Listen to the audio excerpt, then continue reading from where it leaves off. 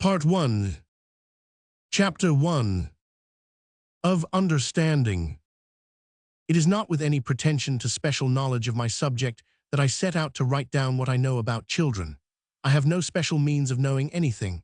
I do, in fact, know nothing that cannot be known by anyone who will go to the only fount of knowledge, experience. And by experience, I do not mean scientific experience, that is the recorded results of experiments, the tabulated knowledge wrung from observation. I mean personal experience, that is to say, memory. You may observe the actions of children and chronicle their sayings, and produce from these, perhaps, a lifelike sketch of a child, as it appears to the grown-up observer. But observation is no key to the inner mysteries of a child's soul. The only key to those mysteries is in knowledge, the knowledge of what you yourself felt when you were good and little and a child. You can remember how things looked to you, and how things looked to the other children who were your intimates. Our own childhood, besides furnishing us with an exhaustless store of enlightening memories, furnishes us with the one opportunity of our lives for the observation of children, other children. There is a freemasonry between children, a spontaneous confidence and give and take which is and must be forever impossible between children and grown-ups, no matter how sympathetic the grown-up, how confiding the child. Between the child and the grown-up, there is a great gulf fixed, and this gulf, the gulf between one generation and another, can never be really bridged. You may learn to see across it, a little, or sometimes in rare cases to lean very far across it, so that you can just touch the tips of the little fingers held out from the other side. But if your dealings with those on the other side of the gulf are to be just, generous, noble, and helpful, they must be motived and colored by your memories of the time when you yourself were on the other side, when you were a child full of your own hopes, dreams, aims, interests, instincts, and imaginings, and over against you, kindly perhaps, tenderly loving, often tenderly loved, but still in some mysterious way antagonistic and counting as them, were the grown-ups. I might say elders, parents, teachers, spiritual pastors, and masters, but the word which the child himself uses seems to me, for all reasons, to be the best word for my use, because it expresses fully and finally the nature of the gulf between. The grown-ups are the people who once were children and who have forgotten what it felt like to be a child. And time marks with the same outward brand those who have forgotten and those who do not forget, so that even the few who have managed to slip past the customs house with their bundle of memories intact can never fully display them. These are a sort of contraband, and neither the children nor the grown-ups will ever believe that that which we have brought with us from the land of childhood is genuine. The grown-ups accuse us of invention, sometimes praise us for it, when all we have is memory, and the children imagine that we must have been watching them and thus surprised a few of their secrets, when all that we have is the secrets which were our own when we were children, secrets which were so bound up with the fiber of our nature that we could never lose them, and so go through life with them, our dearest treasures. Such people feel to the end that they are children in a grown-up world. For a middle-aged gentleman with a beard or a stout elderly lady with spectacles to move among other elderly and spectacled persons, feeling that they are still children, and that the other elderly and spectacled ones are really grown-ups, seems thoroughly unreasonable, and therefore those who have never forgotten do not, as a rule, say anything about it. They just mingle with the other people, looking as grown-up as anyone, but in their hearts they are only pretending to be grown-up. It is like acting in a charade. Time with his makeup box of lines and wrinkles, his skillful brush that paints out the tints and the contours of youth, his supply of gray wigs and rounded shoulders and pillows for the waist, disguises the actors well enough, and they go through life altogether unsuspected. The tired eyes close on a world which to them has always been the child's world. The tired hands loose the earthly possessions which have, to them, been ever the toys of the child. And deep in their hearts is the faith and the hope that in the life to come it may not be necessary to pretend to be grown up. Such people as these are never pessimists, though they may be sinners, and they will be trusting to the verge of what a real grown-up would call imbecility. To them the world will be, from first to last, a beautiful place, and every unbeautiful thing will be a surprise, hurting them like a sudden blow. They will never learn prudence or parsimony, nor know, with the unerring instinct of the really grown-up, the things that are or are not done by the best people. All their lives they will love and expect love, and be sad, wondering helplessly when they do not get it. They will expect beautiful, quixotic, impulsive generosities and splendors from a grown-up world which has forgotten what impulse was, and to the very end they will not leave off expecting. They will be easily pleased and easily hurt, and the grown-ups in grain will contemplate their pains and their pleasures with an uncomprehending irritation. If these children, disguised by grown-up bodies, are ever recognized for what they are, it is when they happen to have the use of their pens, when they write for and about children. Then grown-up people will call them intelligent and observant, and children will write to them and ask the heartwarming question, "How did you know?" For if they can become articulate, they will speak the language that children understand, and children will love not them, for their identity is cloaked with gray grown-upness, but what they say. There are some of these in whom the fire of genius burns up and licks away the trappings under which time seeks to disguise them. Anderson, Stevenson, Juliana Ewing were such as these, and the world knows them for what they were, and adores in them what in the uninspired it would decry and despise. To these others who have the memories of childhood untainted, and yet have not the gift and relief of words, to these I address myself in the first instance, because they will understand without any involved explanation on my part what it is that I am driving at, and it is these who, alone, can teach the real grown-ups the things which they have forgotten. For these things can be taught, these things can be relearned. I would have every man and woman in whom the heart of childhood still lives protest, however feebly and haltingly, yet with all the power of the heart, against machine-made education, against the instruction which crams a child with facts and starves it of dreams, which forces the free foot into heavy boots and bids it walk on narrow pavement, which crushes with heavy hand the wings of the soul and presses the flower of imagination flat between the pages of a lexicon. How's the King's Summer House? Chapter 2. New Ways. What we ask with anxious gravity, what is the best sort of teaching for children? One might as sanely ask what is the best sort of spectacles for men, or the best size in gloves for women. And the blind, coarse generalization which underlies that question is the very heart and core of the muddled, musty maze we call education. We talk of the best sort of education for children, as we might talk of the best sort of polish for stoves, the best sort of nourishment for mice. Stoves are all alike. They vary in ugliness perhaps, but the iron soul of one is as the iron soul of the other. The polish that is good for one is good for all. Mice may, and do, vary in size and color, their mousehood does not vary, nor their taste for cheese. In the inner nature, in the soul and self of it, each child is different from any other child, and the education that treats children as a class and not as individual human beings is the education whose failure is bringing our civilization about our ears even as we speak. Each child is an explorer in a new country, an explorer with its own special needs and curiosities. We put up iron railings to keep the explorers to our own sordidly asphalted paths. The little free wild creatures would seek their meat from God. We round them into herds, pen them in folds, and feed them with artificial foods, drab flat old cakes all alike, not considering that for some brown nuts and red berries, and for some the new clean green grass may be the bread of life. Or if you take the mind of a child to be a garden wherein flowers grow that might be trained to beauty, you bring along your steamroller and crush everything to a flat field where you may grow cabbages. It is so good for the field, you say, because you like cabbages. Liberty is one of the rights we claim for ourselves, though God knows we get little enough of it and use still less.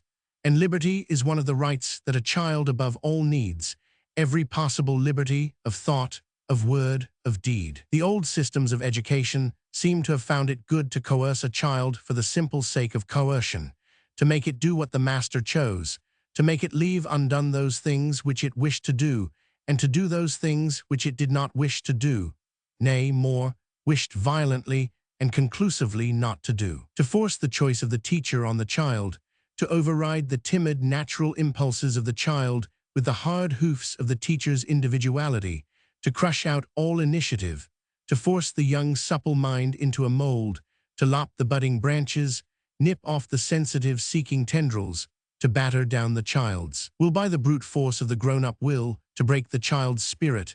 As the cursed phrase used to run, this was, in effect, what education meant.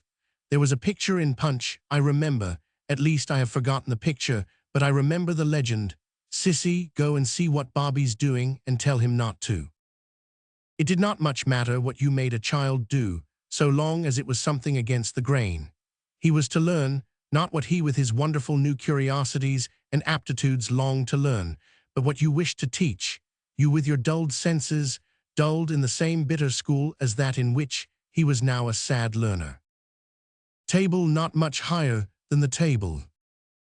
Generation after generation has gone on, pounding away at the old silly game, each generation anxious and eager to hurt the new one as it, in its time, was hurt. Each generation must, one would have thought, have remembered what things hurt children and how much these things hurt, and yet this intolerable cycle of bullying and punishment and repression went on and on and on.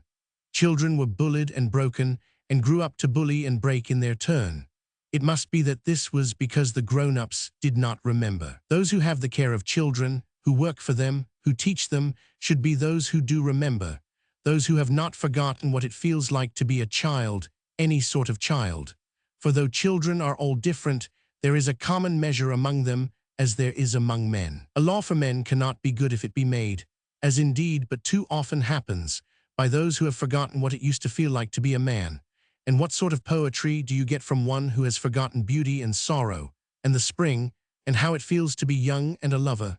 And if the people who have the care of children have forgotten what it feels like to be a child, those who do remember should remind them. They should be reminded how it feels to be not so very much higher than the table, how it feels not to be so clever as you are now, and so much more interested in so much more, how it feels to believe in things and in people as you did when you were new to the journey of life, to explore every road you came to trust every person you met. It is a long time ago, but can you not remember the days when right and wrong were as different as milk and mud, when you knew that it was really wrong to be naughty and really good to be good, when you felt that your mother could do no wrong and that your father was the noblest and bravest of men? Do you remember the world of small and new and joyous and delightful things? Try to remember it if you would know how to help a child instead of hindering it. Try to look at the world with the clear, clean eyes that once were yours in the days when you had never read a newspaper or deceived a friend. You will then be able to see again certain ideals, unclouded and radiant, which the dust of the crowded highway and the smears of getting on have dimmed and distorted, quite simple ideals of love, faith, unselfishness, honor, truth. I know these words are often enough on the lips of all of us, but a child's ear will be able to tell whether the words spring from the lips or the heart. Look back, and you will see that you yourself were also able to distinguish these things once. Education, as it should be, the unfolding of a flower, not the distorting of it, is only possible to those who are willing and able themselves to become as little children.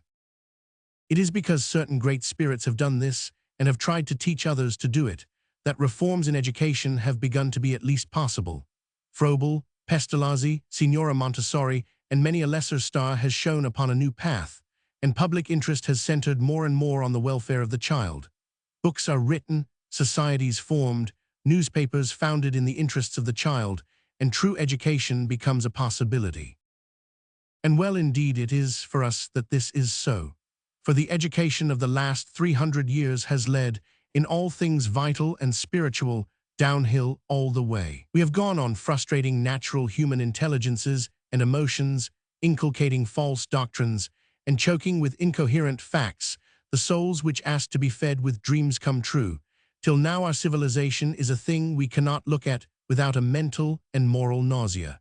We have in our countrysides peasants too broken for rebellion, in our cities the mortal sickness of a mind, too unhappy to be kind.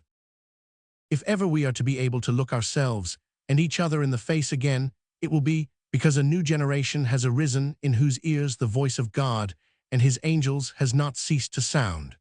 If only we would see the things that belong to our peace and lead the children instead of driving them, who knows what splendid thoughts and actions they in their natural development might bring to the salvation of the world. In the palace of education, which the great minds have designed and are designing, many stones will be needed, and so I bring the little stone I have hewn out and tried to shape, in the hope that it may fit into a corner of that great edifice. For if anything is to be done, it is necessary that all who have anything to give shall give it.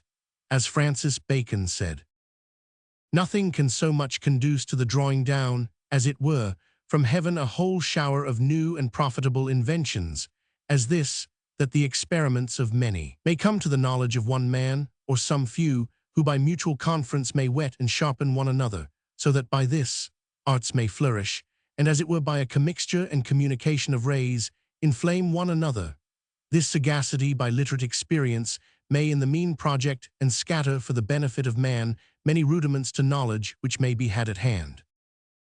And that is why I have left for a little while the telling of stories, and set myself to write down something of what I know about children, know by the grace of memory and by the dreams of childhood, to me, thank God, persistent and imperishable. Chapter 3. Playthings. The prime instinct of a child at play, I do not mean a child at games, is to create. I use the word confidently. He will make as well as create, if you let him, but always he will create. He will use the whole force of dream and fancy to create something out of nothing, over and beyond what he will make out of such materials as he has to hand. The 5-year-old will lay a dozen wooden bricks and 4 cotton reels together, set a broken cup on the top of them, and tell you it is a steam engine. And it is. He has created the engine which he sees, and you don't see, and the pile of bricks and cotton reels is the symbol of his creation. He will silently borrow your best scissors and cut a serrated band of newspaper, which he will fasten round his head with your best brooch. If he cannot find a pin, hang another newspaper from his shoulders and sit in state holding the hearth brush. He will tell you that he is a king, and he is. He has created crown, robes, scepter, and kingship. The paper and the rest of it are but symbols. Train, he has created the engine. And you shall observe that the toys which the child loves best are always those toys which lend themselves to such symbolic use. The tomb in the desert. Christmas is at hand. You go to buy gifts for the child, in memory of that other child whose birthday gifts were gold, frankincense, and myrrh. You go into the toy shops, elbowing your way as best you can, looking for such toys as may aid the child in his work of creative imagination. You find a vast mass and litter and jumble of incredible futilities, things made to sell, things made by people who have forgotten what it is like to be a child. Mechanical toys of all sorts, stupid toys, toys that will only do one thing, and that thing vulgar and foolish. And worst outrage of all, ugly toys, monstrosities, deformities, lead devils, grinning humpbacked clowns, comic dogs and cats, hideous misshapen pigs, incredible Negroes, intolerable gollywogs. All such things the natural child, with a child's decent detestation of deformity, will thrust from it with screams of fear and hatred, till the materialistic mother or nurse explains that the horror is not really, as the child knows it to be, horrible and unnatural but funny. Thus do we outrage the child's inborn sense of beauty, which is also the sense of health and fitness, and teach it that deformity is not shocking, not pitiable even, but just funny. All these ugly toys are impossible as aids to clean imagination. So almost in as great, though not in so harmful a degree, is the character doll. The old doll was a doll and not a character, therefore she could assume any character at you. You cannot hope to understand children by common sense, by reason, by logic, nor by any science whatsoever. You cannot understand them by imagination, not even by love itself. There is only one way, to remember what you thought and felt and liked and hated when you yourself were a child, not what you know now, or think you know you ought to have thought and liked, but what you did then, in stark fact, like and think. There is no other way. Do you remember the toys you liked, the toys you played with? Do you remember the toys you hated, after the fading of the first day's flush of novelty, of possession? The houses with doors that wouldn't open, the stables with horses that wouldn't stand up, the shops whose goods were part of their painted shelves, whose shopmen were as fast glued behind the counter as any live shop assistant before the passing of the shop's act. And the mechanical toys, the clockwork toys. The engine was all right, even after the clockwork ran down for the last time with that inexorable whiz which told you all was over. You could build tunnels with the big brown books in the library and push the engine through with your hand, it would run quite a long way out on the other side. But the other clockwork things, how can one love and pet a mouse, no matter how furry its superficial exterior, when underneath, where its soft waistcoat and its little feet should be, there is only a hard surface from which incompetent wheels protrude, and the ostrich who draws a hansom cab, and the man who beats the boy with a stick, when they have whizzed their last, who cares for the tin relics outliving their detestable activities? Think of the toys you liked, the Noah's Ark, full of characters, what stirring dramas of the chase, what sporting incidents, what domestic and agricultural operations could be carried out with that most royal of toys. Mr. Noah, I remember, was equally competent and convincing as ploughman or carter, but his chief role was Sitting Bull. His sons were inimitable as Chingachgook and scalp hunters generally. You cannot play scalp hunters with the mechanical ostrich indissolubly welded to a hansom cab. Another model, Stonehenge. You loved your bricks, I think, especially if you lived in the days when bricks were of well-seasoned oak, heavy, firm, exactly proportioned, before the boxes of inexact light deal bricks, with the one painted glass window, began to be made in Germany. How finely those great bricks stood for Stonehenge, and how submissively Anna, the Dutch doll, whose arms and legs were gone, played the part of the sacrifice. If you remember those bricks, you will remember the polished, white wooden dairy sets in oval white boxes, churns and tubs and kettles and pots all neatly and beautifully turned. You will remember the doll's house furniture, rosewood, duly mitered and dovetailed, fine cabinet makers' work, little beautiful models of beautiful things. Now the doll's house furniture is glued together. You can't trust a lightweight china doll to sit on the kitchen chairs, but you can get your mechanical ostrich and your gollywog. Children in towns are cut off, at least for most of the year, from the splendid and ever-varying possibilities of clay and mud and sand, oak apples and snowberries, acorn cups and seaweed, shells and sticks and stones, which serve and foster the creative instinct, the thousand adjuncts to that play which is dream and reality in one. For them, even more than for the happier country children, it is good to choose toys which shall possess, above and before all, the one supreme quality of a good toy. Let it be a toy that is not merely itself, like the ostrich of whom I hope you are now as weary as I, but a toy that can be, at need, other things. A toy, in fine, that your child can, in the fullest and most satisfying sense, play with. Chapter 4. Imagination. To the child from the beginning, life is the unfolding of one vast mystery. To him, our stalest commonplaces are great news, our dullest facts prismatic wonders. To the baby who has never seen a red ball is a marvel, new and magnificent as ever the golden apples were to Hercules. You show the child many things, all strange, all entrancing. It sees, it hears, it touches. It learns to coordinate sight and touch and hearing. You tell it tales of the things it cannot see and hear and touch, of men that it may never meet, of lands that it shall never see. Strange black and brown and yellow people whose dress is not the dress of mother or nurse. Strange glowing yellow lands where the sun burns like fire, and flowers grow that are not like the flowers in the fields at home. You tell it that the stars, which look like pinholes in the floor of heaven, are really great lonely worlds, millions of miles away, that the earth, which the child can see for itself to be flat, is really round, that nuts fall from the trees because of the force of gravitation, and not, as reason would suggest, merely because there is nothing to hold them up. And the child believes, it believes all the seeming miracles. Then you tell it of other things no more miraculous and no less, of fairies and dragons and enchantments, of spells and magic, of flying carpets and invisible swords. The child believes in these wonders likewise. Why not, if very big men live in Patagonia, why should not very little men live in flower bells? If electricity can move unseen through the air, why not carpets? The child's memory becomes a storehouse of beautiful and wonderful things which are or have been in the visible universe, or in that greater universe, the mind of man. Life will teach the child, soon enough, to distinguish between the two. But there are those who are not as you and I. These say that all the enchanting fairy romances are lies, that nothing is real that cannot be measured or weighed, seen or heard or handled.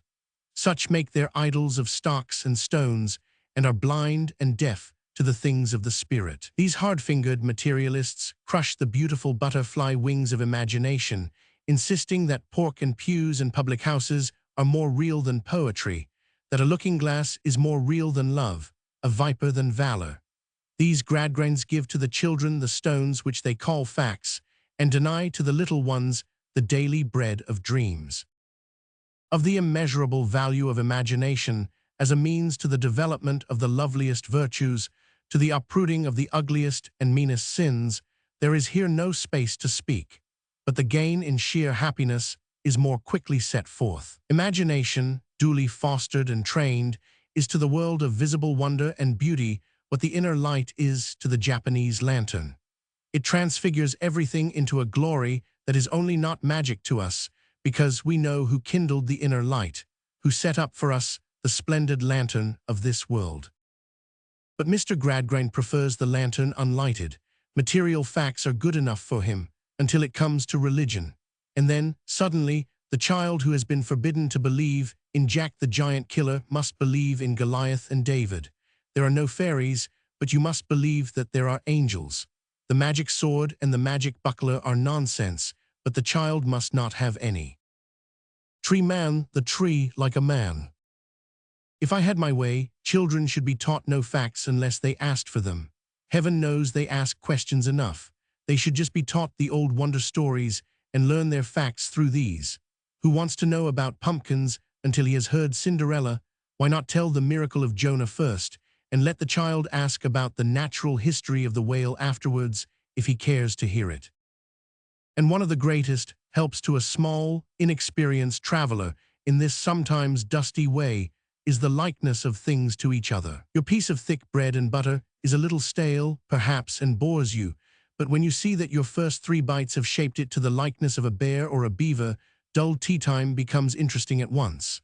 A cloud that is like a face, a tree that is like an old man, a hill that is like an elephant's back, if you have things like these to look at and look out for, how short the long walk becomes. Dull, poppy, dull. And in the garden, when the columbine is a circle of doves, with spread wings and beaks that touch, when the foxglove flower is a little puck's hat which will fit on your finger, when the snapdragon is not just a snapdragon, but a dragon that will snap, and the poppies can be made into dolls with black woolly hair and grass sashes, how the enchantment of the garden grows.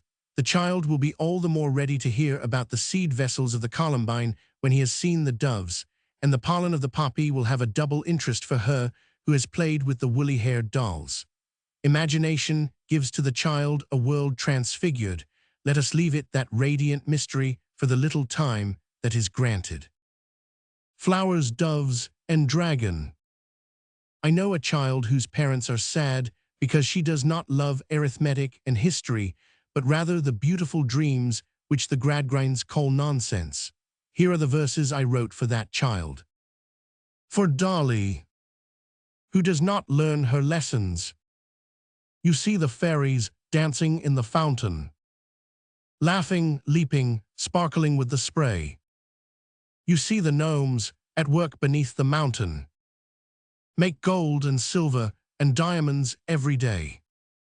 You see the angels sliding down the moonbeams, bring white dreams like sheaves of lilies fair. You see the imp scarce seen against the noonbeams. All the enchantment, all the magic there is, hid in trees and blossoms, to you is plain and true. Dewdrops in lupin leaves are jewels for the fairies. Every flower that blows is a miracle for you. Air, earth, water, fire spread their splendid wares for you. Millions of magics beseech your little looks. Every soul your winged soul meets loves you and cares for you. Ah, why must we clip those wings and dim those eyes with books? Soon, soon enough, the magic lights grow dimmer. Marsh mists arise to veil the radiant sky. Dust of hard highways will veil the starry glimmer. Tired hands will lay the folded magic by. Storm winds will blow through those enchanted closes. Fairies be crushed where weed and briar grow strong. Leave her her crown of magic stars and roses.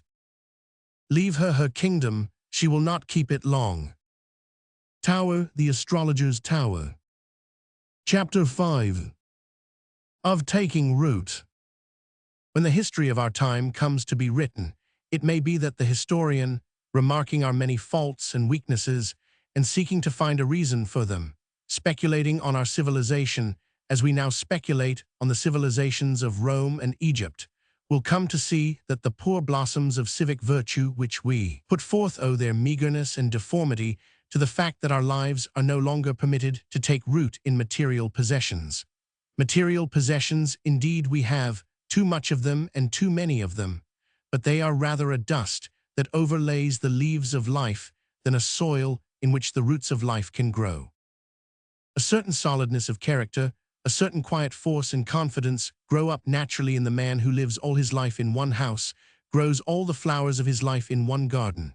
To plant a tree and know that if you live and tend it, you will gather fruit from it, that if you set out a thorn hedge, it will be a fine thing when your little son has grown to be a man.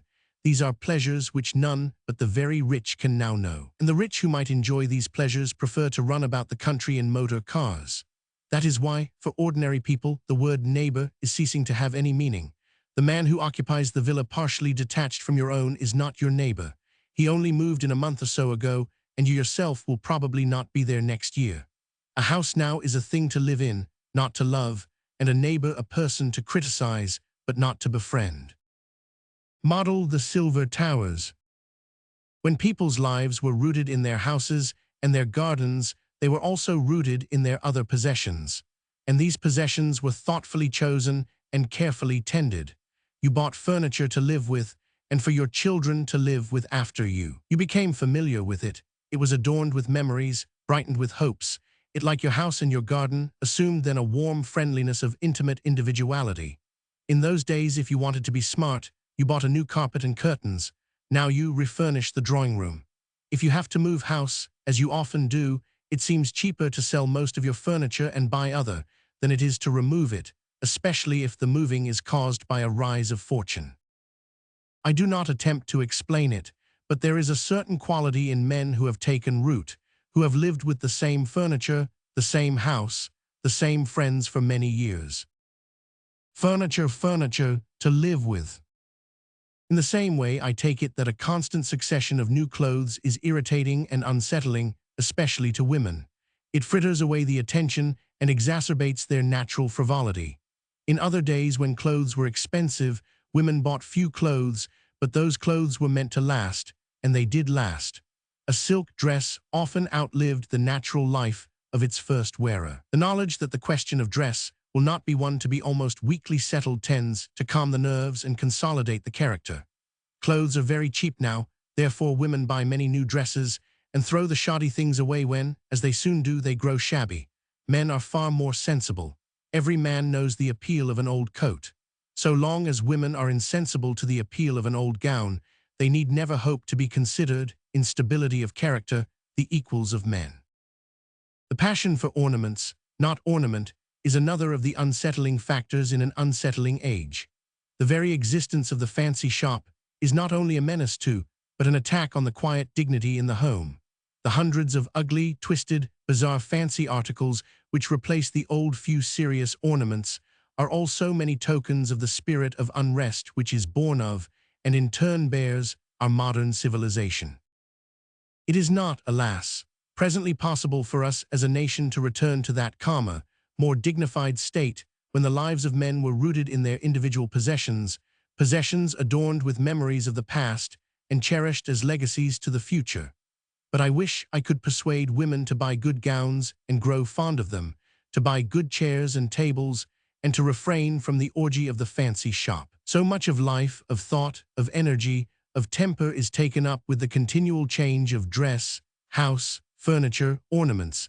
Such a constant twittering of nerves goes on about all these things which do not matter. And the children, seeing their mother's gnat-like restlessness, themselves, in turn, seek change, not of ideas or of adjustments, but of possessions. Consider the acres of rubbish specially designed for children and spread out over the counters of countless toy shops.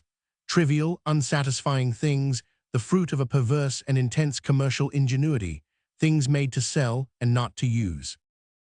When the child's birthday comes, relations send him presents, give him presents, and his nursery is littered with a fresh array of undesirable imbecilities, to make way for which the last harvest of the same empty husks is thrust aside in the bottom of the toy cupboard. And in a couple of days most of the flimsy stuff is broken, and the child is weary to death of it all. If he has any real toys, he will leave the glittering trash for nurse to put away and go back to those real toys. When I was a child in the nursery there were 3 of us, a large rocking horse, a large doll's house with a wooden box as annex, a Noah's Ark, dinner and tea things, a great chest of oak bricks and a pestle and mortar. I cannot remember any other toys that pleased us. Dolls came and went, but they were not toys, they were characters, and now and then something of a clockwork nature strayed our way to be broken up and disemboweled to meet the mechanical needs of the moment. I remember a desperate hour when I found that the walking doll from Paris had clockwork under her crinoline and could not be comfortably taken to bed. I had a black and white china rabbit who was hard enough, in all conscience, but then he never pretended to be anything but a china rabbit, and I bought him with my own penny at Sandhurst Fair. He slept with me for 7 or 8 years, and when he was lost, with my playbox and the rest of its loved contents, on the journey from France to England, all the dignity of my 13 years could not uphold me in that tragedy. It is a mistake to suppose that children are naturally fond of change. They love what they know. In strange places they suffer violently from homesickness, even when their loved nurse or mother is with them.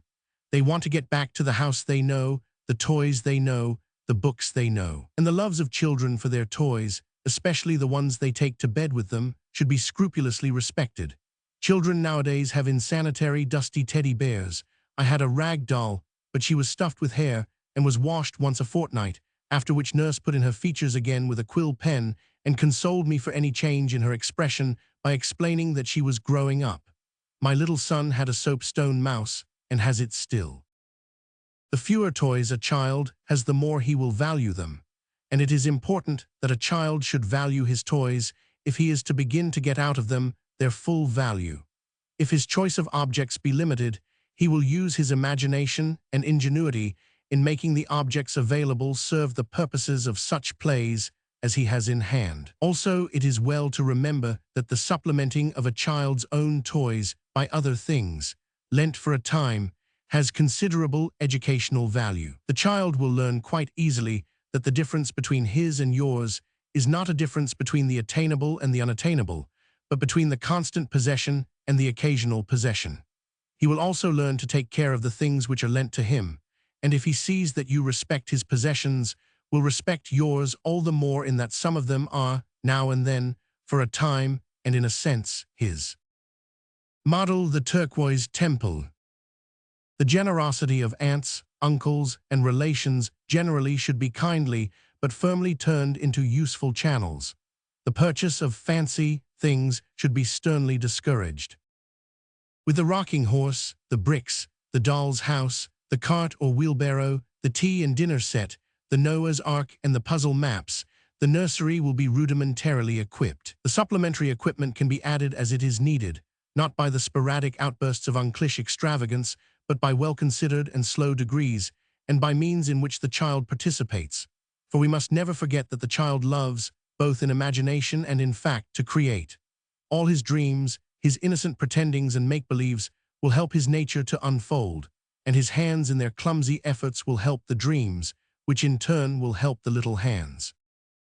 Chapter 6. Beauty and Knowledge. Clever young people find it amusing to sneer at the old-fashioned ideal of combining instruction with amusement, a stupid Victorian ideal, we are told, which a progressive generation has cast aside. Too hastily, perhaps, too inconsiderately. Work while you work and play while you play is a motto dealing with a big question, and one to which there are at least 2 sides. Entirely to divorce amusement and instruction, may not this tend to make the one dull and the other silly? In this, as in some other matters, our generation might well learn a little from its ancestors. In many ways, no doubt, we have far surpassed the simple ideals of our forefathers, but in the matter of amusements, in the matter of beauty, in the matter of teaching children things without boring them, or giving powders really and truly concealed in jam, have we advanced so much. To begin with, the world is much uglier than it was. At least England is, and France, and Belgium, and Italy, and I do not suppose that Germany, so far ahead of us with airships, is far behind in the ugliness which seems to be, with the airship, the hallmark of a really advanced nation. We are proud, and justly, of the enormous advances made in the last 60 years in education, sanitation, and all the complicated and heavy machinery of the other Asians, the ologies, and the isms. But in these other matters, how is it with us? We have grown uglier, and the things which amuse no longer teach. For a good many years now, more than 300, old men have said, such things and such were better in our time.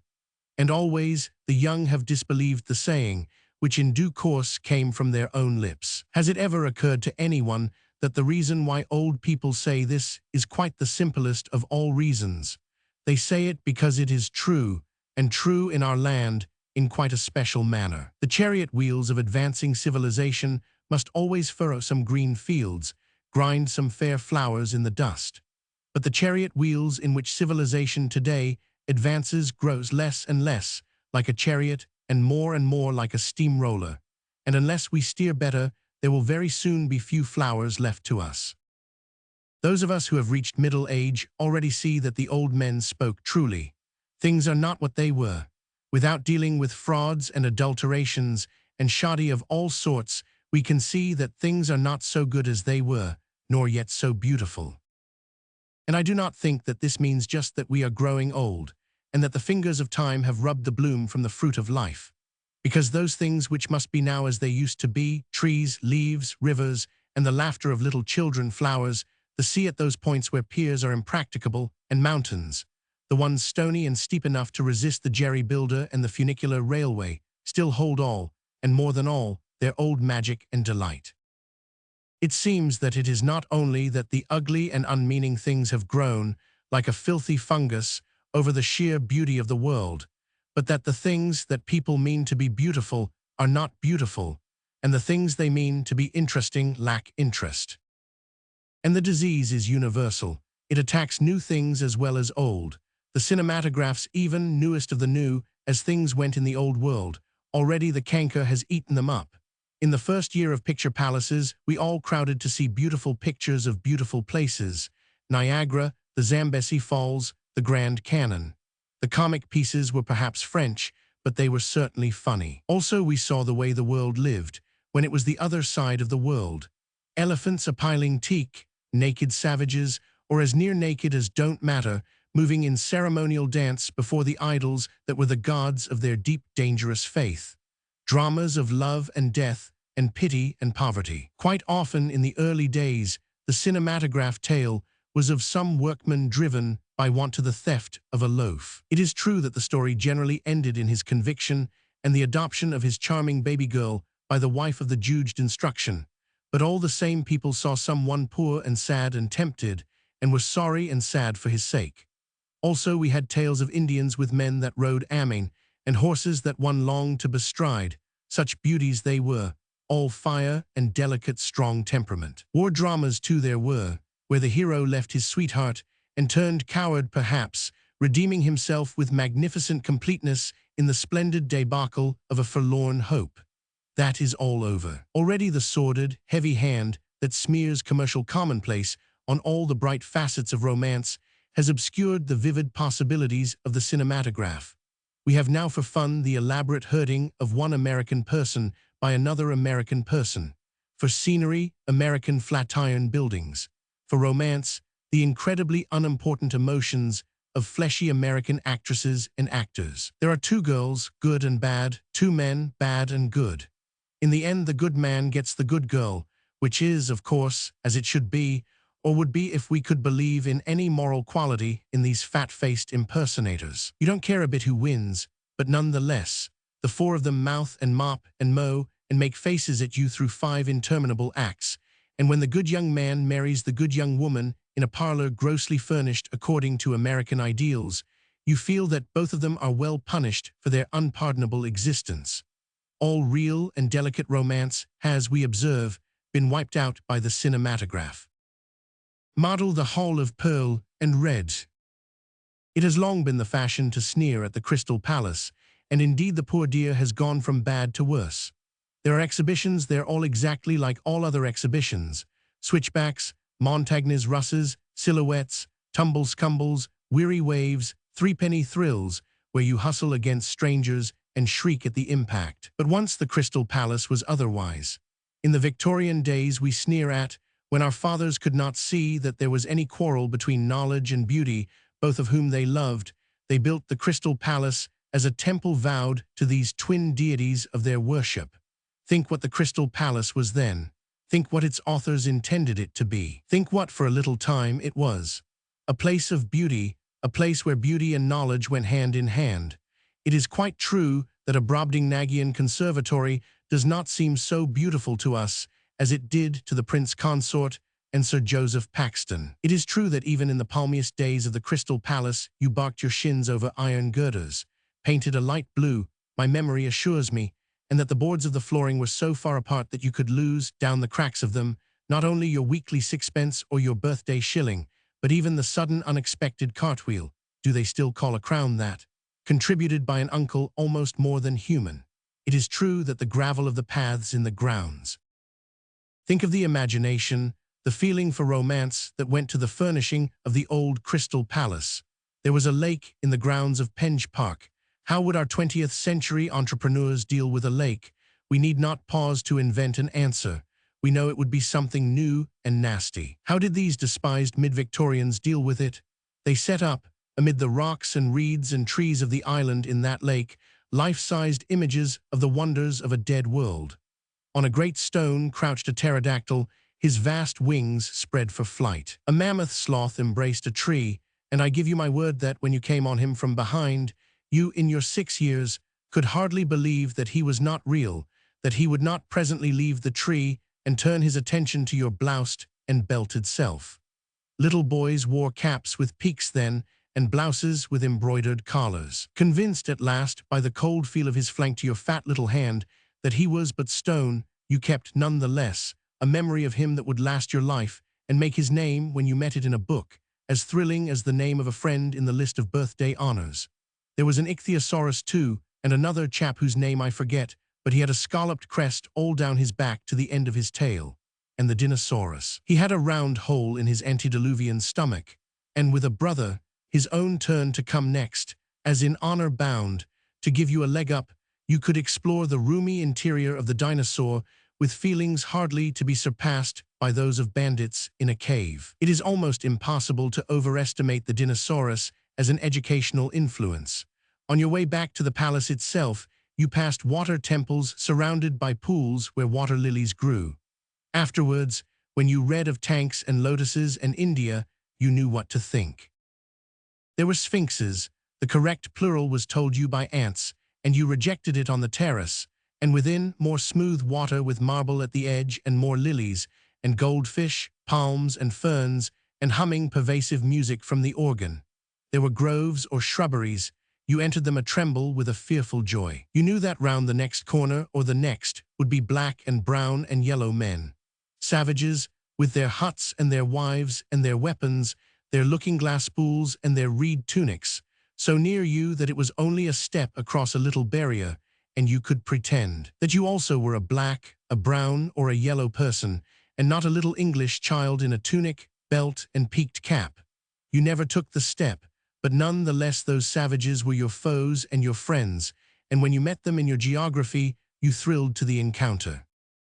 Further, there were courts. I first met Venus, the armless wonder of Milo, and Hermes, embodied vision of Praxiteles, and the Discobolus, whom we all love, and who is exactly like Mr. Graham Waller's in youth, in the Grecian court. In the Egyptian court, there were pictured pillars, and the very word Egypt is to me for their sake a word of power to this day. And the Spanish court, the court of the Alhambra, the lovely mosaic, the gold and the blue and the red, the fountain, the marble, the strange, unnatural beauty of the horseshoe arches. I shall never see the Alhambra now, but it is because of the Spanish court at the Crystal Palace that there will always be an empty ache in my thought, an ache of the heart, a longing that is not all pain, at its name, a feeling like a beautiful dwarf despair. in that I never shall see that blue and red and golden glory, and the mystery of its strange maze-shapen arches that open to the whole world of dreams. Say of the mid-Victorians what you will, they did at least know, when they set them, the seeds of romance.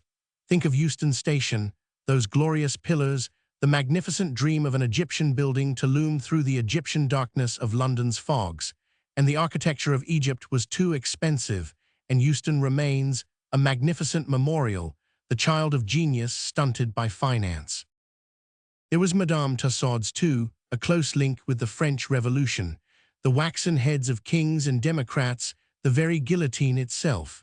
And Madame Tussauds' daughter, with the breathing breast that seemed alive, and the little old woman in the black bonnet, Madame herself, who had seen the rise of republics and the deaths of kings. These things, last time I trod those halls, were put in the shade, their place usurped by vulgar tableaus, explaining to the bored spectators what happens to a vulgar young man with a wife whose skirt is much too short in front, and her hair very badly done, if he leaves his home for the society of sirens and card-sharpers.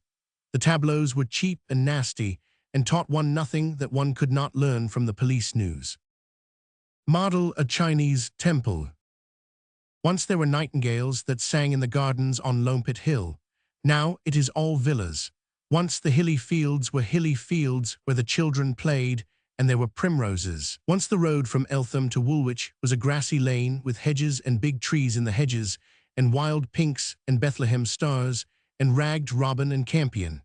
Now the trees are cut down, and there are no more flowers. It is asphalt all the way, and here and there seats divided by iron rods, so that tired tramps should not sleep on them. And the green fields by Mottingham, where the kingcups used to grow, and the willows by the little stream, they are eaten up by yellow caterpillars of streets all alike, all horrible, while in London old handsome houses are tenements, and children play on the dirty doorsteps of them with dead mice and mutton bones for toys. In the country women wear men's tweed caps instead of sunbonnets, and hens' curlers by day instead of curl papers, which if you were pretty, looked like wreaths of white roses by night. And everything is getting uglier and uglier, and no one seems to care. And only the old people remember that things were not always ugly, remember how different things were once. Therefore, I would plead with all those who have to do with children to resist and to denounce uglification wherever they may meet with it, and to remember that there is knowledge which goes hand in hand with beauty. To show a child beautiful things, and to answer as well all the questions he will ask about them, to charm and thrill his imagination with pictures and statues and models of the wonders of the world, to familiarize the child with beauty so that he knows ugliness when he meets it, and hates it for the outrage it is. To the beauty he has known and loved ever since he was very little, this is worth doing.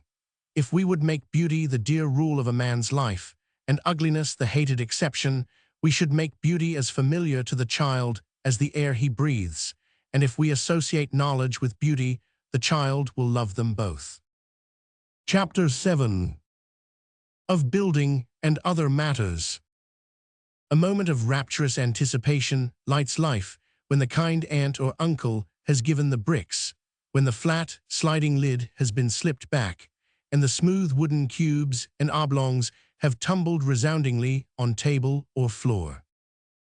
I am going to build a palace, says the child, or a tower or a church, and the highest hopes inspiring him, he sets out on the new adventure, but he does not build a palace or a church or even a railway station. What he builds is a factory or a wall, or, in the case of the terracotta bricks, a portion of a French gentleman's country villa, the kind you see dozens of along the railway between Paris and Versailles. And however strong the child's desire that what he shall build shall be a palace or a church, that is, something beautiful and romantic, what he does build will always be the last thing he does, or ought to, admire. The fault is in the materials. They are lacking both in quality and quantity.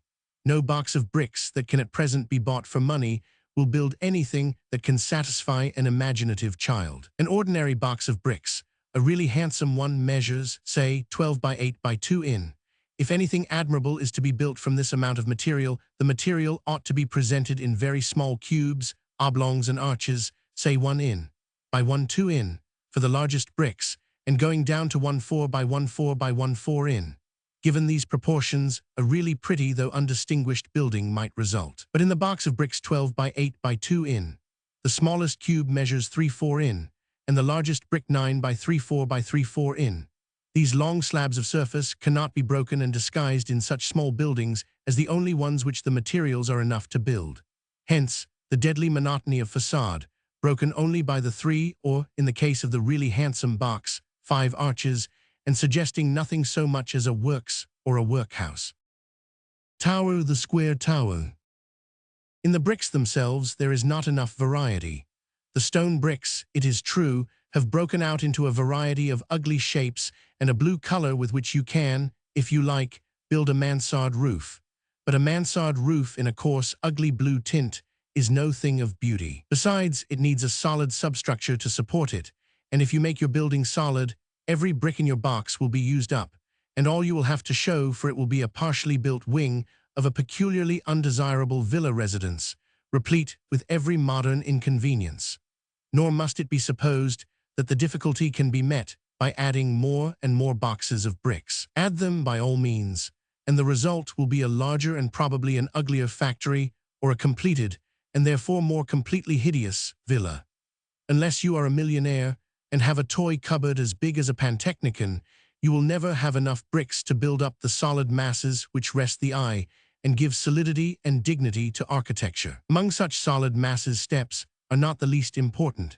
Every child knows that a really good flight of steps will take half the bricks in his box and leave insufficient material for the edifice to which the steps were intended to lead up. The tall, broad, smooth wall, its quiet surface disturbed only by 1 or 2 windows, a flight of steps, and a doorway, is forever out of reach of the child who has only bricks wherewith to build. Arches, shell arches. The arches supplied with boxes of bricks are usually few and badly proportioned. There is seldom any provision for setting them up in a colonnade. The pillars which will support the ends of 2 arches are too wide for the end arch, which is single. This difficulty is dealt with in stone bricks, but not in wooden ones, at any rate so far as my experience goes. There never was a time, one supposes, when so much money was spent on children and their toys. It is impossible to believe that, should some toy maker design and put on the market really desirable bricks for children, there would not be a ready sale for them. I suggest, then, that bricks are too large and too small, and that what is needed is much smaller bricks and much larger ones. The bricks in the old chest in our nursery started with 2 in cubes and went on in gradations of 2 in to the largest brick, 12 by 2 by 2 in. The chest itself must have been at least 4 by 2 by 11 2 ft. Another detestable quality in our modern bricks is their inexactness. A 1/16 or even a 1/4 of an inch, more or less, is no more to the maker of bricks nowadays than it is to a bad dressmaker. Our bricks were well and truly cut. They were of seasoned oak, smooth and pleasant to touch, none of the rough-sawn edges which vex the hand and render the building unstable. They were heavy, a very important quality in bricks. They stayed put. I suggest that such bricks as these, supplemented by arches of varied curves, but unvarying thicknesses, and slabs of board varying in breadth, but not in length, would not be a toy beyond the purse of kind uncles and aunts, and certainly not beyond the means of our council schools. The slabs of boards are to build steps with, and to make roofs with. Every child who has ever built with bricks feels the reckless wastefulness of using for steps the bricks so much needed for walls and towers. And who has not experienced the aggravation of finding when his tower is built that he has used up all the long bricks near its foundation, and has now none left which are long enough to lay across its summit and form its roof? The slabs of board should be, like the bricks, of seasoned oak, and should be an inch thick. There should be plenty of arches, so as to render possible some sort of resemblance to Norman and classical architecture. But bricks alone, however beautiful and varied, cannot as building material have the value which material freely chosen would have. Children love to make mud pies and to build sand castles because the material is plastic and responds with more or less of docility to their demands upon it. Also, there is always enough of it, which there never is of bricks, or for the matter of that, of plasticine. I can imagine a splendid happiness for a child in a bushel of plasticine, but the sticks of plasticine are too small to be made into anything architecturally satisfying, and much too expensive for ordinary children to have in any but such quantities as encourage niggling. You will notice that children never tire of building sand castles on the seashore, but they would soon tire of building with a quart of damp sand on a table. It is true that the sea washes away your sand castle, usually before it is finished, but its end is finally catastrophic and full of damp, delightful incident. Also, the climax has the great essential of drama. It is inevitable. How different the demolition of the brick-built house by Mama, who wants space for cutting out, or by Mary, who desires to lay the table. The most promising of palaces, the most beautiful of bridges, are at the urgence of these grown-up needs swept away, and so, never being able to finish anything, the builder becomes discouraged.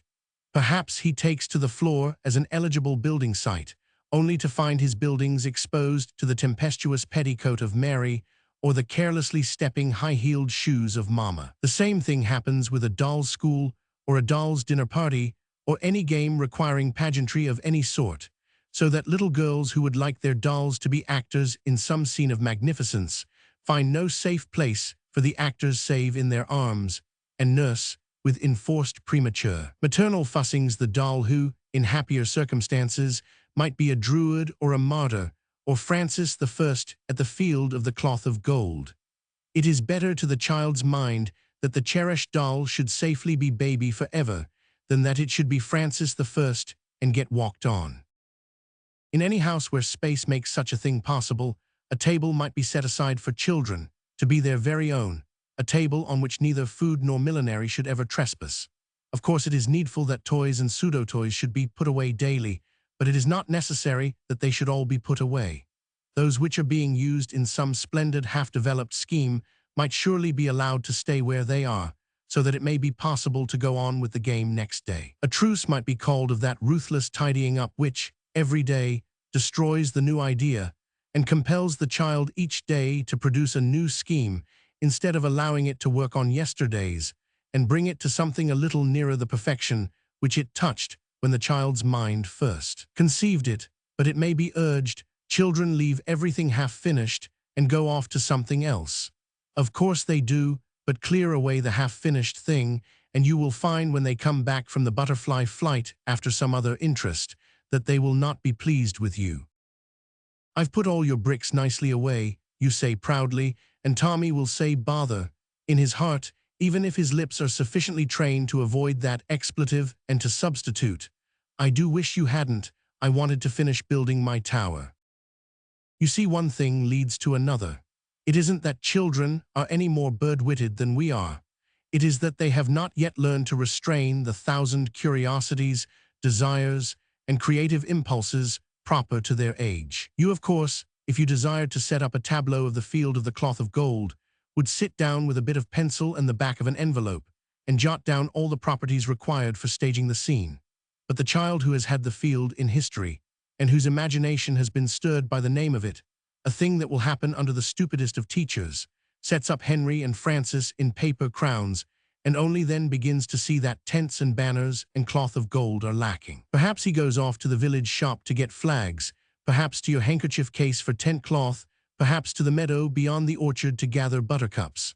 While on any of these quests, some supremely important event may strike across his plans and overshadow them: a new kitten, a gift from the gardener of plants for his little garden, or the fact that someone is going fishing. Then Francis and Henry are forgotten, the buttercups left dying on the doorstep, and the tent cloth crammed into the pockets among string, stamps, acid drops, and pieces of the watch he took to pieces last holidays and never put together again, and he will follow the new trail.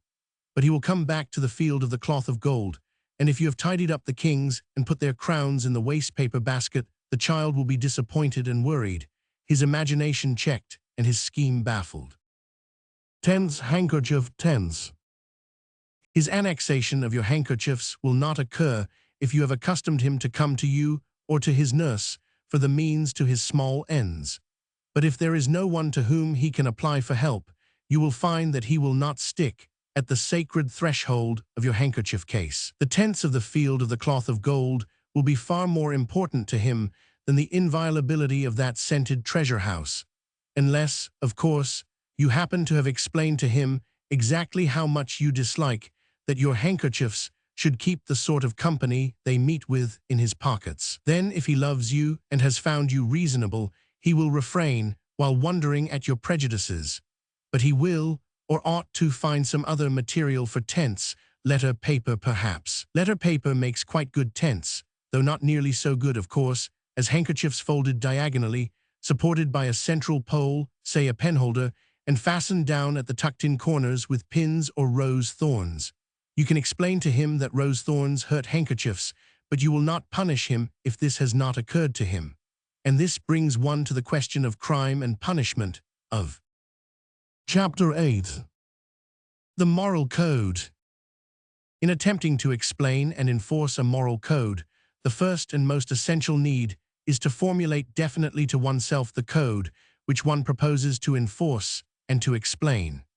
There is nothing from which children and subject human beings generally suffer so much as the incoherence of the thought of those in authority over them. Before you can begin to lay down the law, you must know what that law is, and your heart, soul, and spirit must not only know it, but approve it, before you can gain a willing obedience to it from those on whom you wish to impose it. By this I do not mean only that we ought to make up our minds whether this, that, or the other isolated act is right or wrong, as it occurs, but that we ought to have a clear perception and knowledge of the things that are right and the things that are wrong, and have a standard which we can apply to any new action brought under our notice, so that, measuring the new act by our old standard, we shall be able to say, with some sort of rough accuracy, this is wrong, or this is right.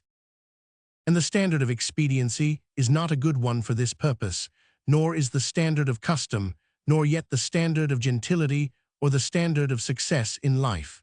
Children are not good judges of expediency.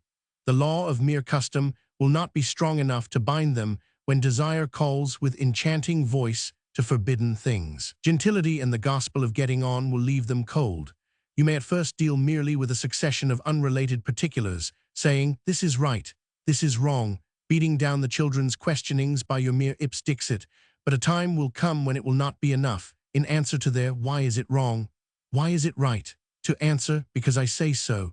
The child will want some other standard which he himself can apply. The standard of what you say may be a shifting one, and anyhow, he cannot be at all sure what you will say unless he knows what is your standard, the standard by which you will decide whether to say, in any given case, that a thing is wrong or right. And in order that you may clearly set before the child your own moral standard, you must first have set it very clearly before yourself. It is not enough to say, stealing is wrong, lying is wrong, greediness is wrong. If you feel that these things are wrong because they are contrary to the will of God, you will not find that that explanation is sufficient for a child, unless he knows very much more about God than his name and certain miraculous and incomprehensible attributes of his. He will want to know what is the will of God, to which these wrong things are contrary, and he will want very much to know the definite right as well as the definite wrong. You will have to give the child a standard that can be applied to positives as well as negatives. There is a very simple standard by which to measure the actions of children, and much more severely, our own actions. It is set up in the words of Christ, do unto others as you would they should do unto you, a standard so simple that quite little children can understand and apply it, a standard so severe that were it understood and applied by us who are no longer children, the warped, tangled, rotten web we call civilization could not endure for a day. There is no other standard by which a child can judge its own actions and yours and judge them justly. Having fixed your standard, it will be necessary to try your own actions by it as well as the child's. And this standard will give you the only vital code of morality, because it compels the continual exercise of imagination, the continual preening and flight of the wings of the soul. You cannot order your life by that divine precept without 100 times a day asking yourself, how should I like that if I were not myself? Without continually putting yourself, imaginatively, in someone else's place. And when the child asks, why is it wrong to steal? You can lead him to see how little he would like to have his own possessions stolen. When he asks, why is it wrong to lie? You may teach him to imagine his own bitterness if others should deceive him. It is, of course, much easier to say, it is wrong because I say so, or even because God says so. But if you want to mark it right or wrong, to grave it deeply and ineffaceably on the tables of the heart and the soul, teach the child to see for himself how things are right and wrong, and to judge of them by that one divine and unfailing rule. Of course, even when the child knows what is right, he will not always do it, any more than you do. And one of the questions to be considered is how you shall deal with those lapses from moral rectitude of which he, no less than you, will often be guilty. Punishments, the old savage punishments, were revenge, and nothing but revenge, a desire to pay out the offender, to take an eye for an eye, a tooth for a tooth. More humane and reasonable legislators have sought to prove that punishment is curative, that the fear of punishment will deter people from doing wrong. A distinguished official of the Home Office gave it as his opinion only the other day that punishment, no matter how severe, will not act as a deterrent if there is ever so slight a chance of the criminals escaping it. What would deter would be the certainty of punishment, however slight. Now, since you are not omniscient, you cannot pretend to your child that if he does wrong you are certain to know and to punish him. If you are silly enough to pretend it, he will find you out immediately and estimate your lie at its true blackness. You can, however, without any pretense, assure him that if he does wrong he himself will know it, that it will make him feel unclean and nasty and miserable till he is able to wash himself in the waters of repentance and forgiveness. That if he acts meanly and dirtily, he will feel dirty and mean, and if he acts bravely and cleanly, he will feel clean and brave. And he will find that what you say is true. But not unless you shall have succeeded in convincing him that your standard is a true standard, and that the things which that standard shows to be wrong are wrong indeed. Here is the highest work of the imagination, to teach the child so to put himself in the place of the one he has wronged, that the knowledge of that wrong shall be its own punishment. No one desires, of course, that a child should be always feeling his own moral pulse. If he has learned that there is a right and a wrong way, he will not be always bothering about which way he may be living. It will be only when something goes amiss that he will stop and consider. Just as one does not stop to think whether one is breathing properly, only when one chokes one knows that one isn't. Model 1/2 of the city. Punishment, however, should not be confused with the consequences of action. And while children are yet too small to understand all that God may be to them, it is possible to show them the consequences of their misdeeds, magnifying these beyond the consequences of the act to be reprobated, and thus pointing the general moral. I mean that one may honorably apply to the small wrongdoings of childhood the sort of consequences, proportioned, of course, to the wrongdoing, which would result from such wrongdoing on a larger scale by a grown-up person. It will be exceedingly troublesome and painful for you, but perhaps its painfulness to you may be the measure of its value to the child. For instance, Tommy steals a penny, knowing that to steal pennies is wrong. He is very little, and a penny is very little, and your impulse, if not to slap him, might be to tell him that he is a very naughty boy and have done with it. It will go to your heart to bring home to him the consequences of theft, especially as you cannot do it at once. But if next time you are about to send him to the shop for something, you say, "No, I can't send you because you might steal my pennies as you did the other day," this will be hateful for you to do, but it will show him more plainly than anything else what happens to people who steal. They are not trusted. And the same with lies. Show him that those who tell lies are not believed. But remembering how it felt to be a child, have pity, and do not teach him these lessons when anyone else is there. Let the humiliation of them be a secret between you two alone. When we sit in judgment on the aggressions and on the shortcomings of others, the first need is neither justice nor mercy, but imagination with self-knowledge. The judge should be able to put himself in the place of the accused, to perceive, by sympathetic vision, the point of view of the one who stands before the judgment seat. The judge is an adult human being, and therefore has some knowledge of the mental and moral processes of human beings. He should use this knowledge, and when it comes to a grown-up judging a child, it is no less necessary for the judge to place himself imaginatively in the place of the small offender. And this cannot be done by imagination and self-consideration alone. Memory is needed. Let me say it again. There is only one way of understanding children. They cannot be understood by imagination, by observation, nor even by love. They can only be understood by memory. Only by remembering how you felt and thought when you yourself were a child can you arrive at any understanding of the thoughts and feelings of children. When you were a child, you suffered intensely from injustice, from want of understanding in your grown-up senses. You were punished when you had not meant to do wrong. You escaped punishment when you had not meant to do right. The whole scheme of grown-up law seemed to you, and very likely was, arbitrary and incomprehensible, and you suffered from it desperately. So much that, even if you have now forgotten all that you suffered, the mark of that suffering none the less remains on your soul to this day. It would seem that the humiliations, the mortifications endured in childhood leave an ineffaceable brand on the spirit. How then can we not remember, and remembering, refrain from hurting other children as we were hurt? The spirit of the child is sensitive to the slightest change in the atmosphere about him. You can convey disapproval quite easily, and approval also. But while most parents and guardians are constantly alive to the necessity for expressing disapproval and inflicting punishment, the other side of the medal seems to be hidden from them. The most prevalent idea of training children is the idea of prohibition and punishment. You are not to do it, you will, then take that. The blow or punishment following expresses simply and exactly the whole theory of moral education held by the mass of modern mothers.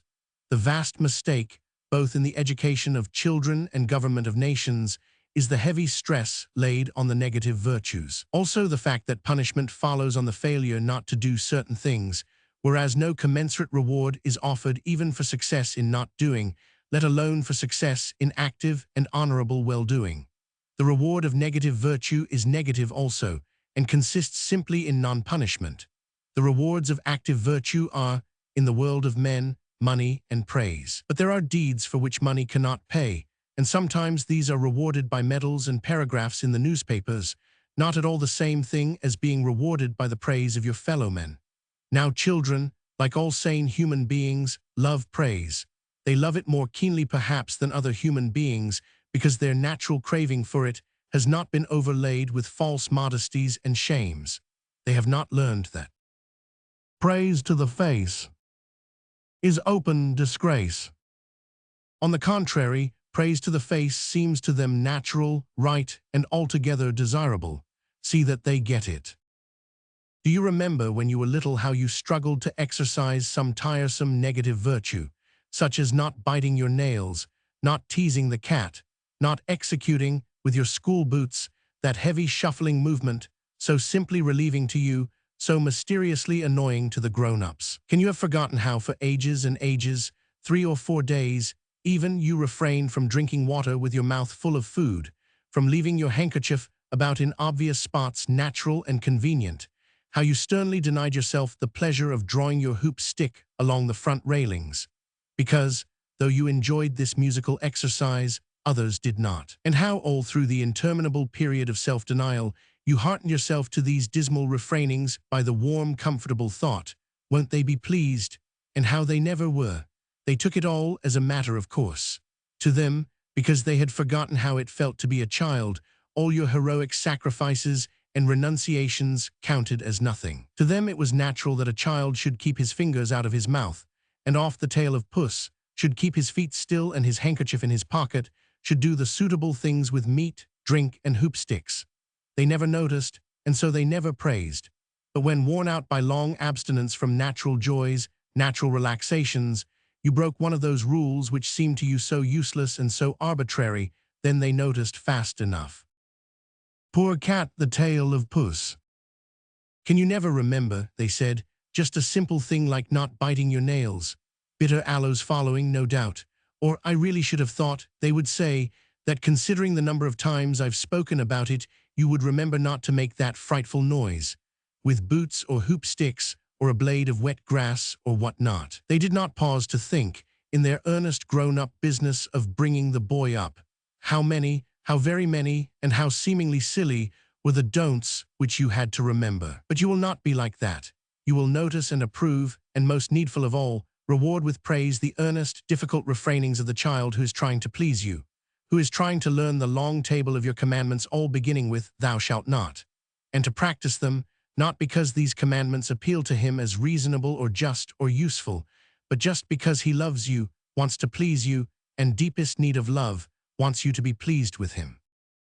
A hasty yet determined effort at putting yourself in his place is the thing needed every time you have to sit in judgment on the actions of another human being, most of all when that human being is a little child. If we cultivated this habit, we should not hurt other people as we do. I have seen cruel things. A little girl, suffering from a slight affection of the eye, was given by a sympathetic aunt the run of a box of that aunt's old ball dresses. She spent a whole hour in arranging a costume which seemed to her to be of royal beauty. A crushed pink tulle dress, a many-colored striped Roman sash, white satin slippers put on over the black strapped shoes and turning up very much at the toes. White gloves, very dirty and wrinkled like a tortoise's legs over the plump dimpled arms. Hair dressed high on the head over a pad of folded stockings, secured by hairpins borrowed from the housemaid. A wreath of crushed red calico roses from somebody's last summer's hat, some pearl beads, the property of cook, and a blue heart out of a cracker, saved since Christmas. "I am a beautiful princess," said the child, and the housemaid responded heartily, "That you are, ducky, and no mistake.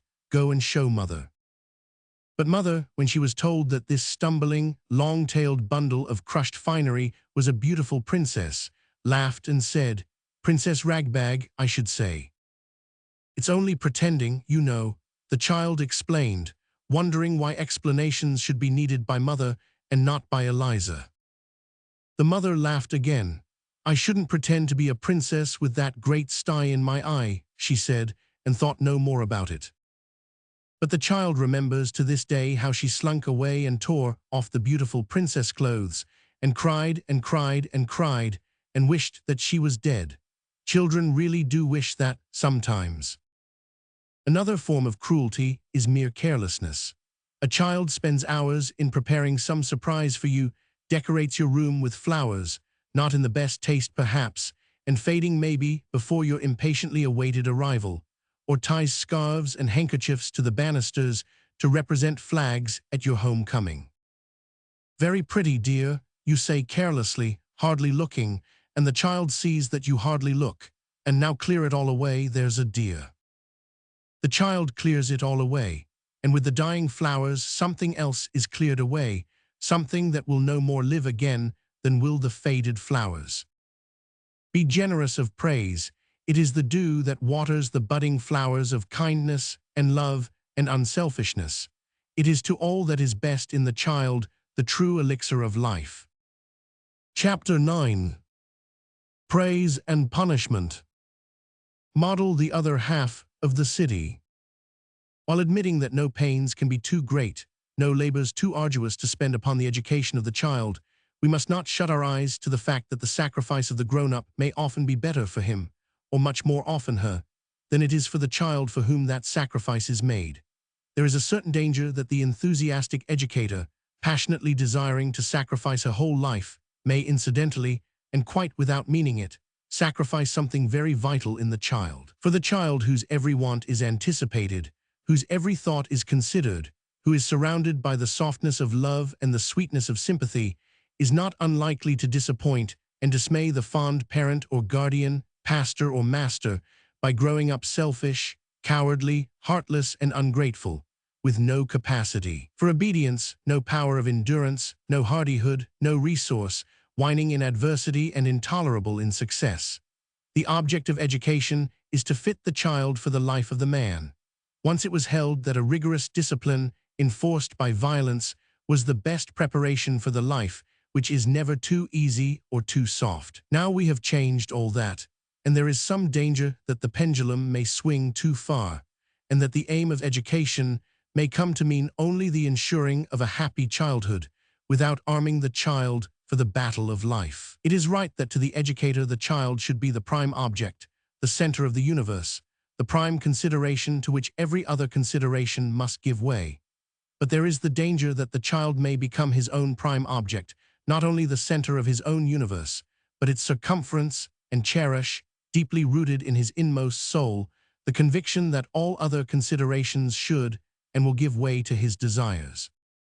Life, we know, will teach him, in her rough, hard school, that he is only the center of his own universe in that sense, in which the same is true of us all, that far from being the prime object of the world which surrounds him, he himself counts for little or nothing, except to those who love him, and that the consideration he receives will not be, as was the consideration lavished on him in his childhood, free, ungrudging, and invariable, but will be conditioned by the services he renders to others and the extent to which he can be to them pleasant or useful. Life, it is true, will teach him all this, but if her teaching be a course of lessons in a wholly new subject, they will be very difficult to learn, and the learning will hurt. Whereas if, from the very beginning, the child is taught to understand the interdependence of human beings, the fact that rights involve duties and that duties confer rights, he will be able to apply and to use for his own help the lessons which later life will teach him. More, he will have at the outset of life the advantage which one with a clear conception of rights and duties has over one who only sees life as a muddle and maze of things that are jolly hard lines. They suffer as without hope who see that the world needs mending and have never made up their minds what sort of world they would like. Whereas the child to whom, quite early, the lesson of human solidarity has been taught will, when he shall be a man, know very well what he wants, and will be able, however humbly, to help, in his day and generation, to remold the world to the fashion of his desire. It is not difficult to teach children the duties of kindness and helpfulness to others, and the duty of public spirit and loyalty to their fellowmen.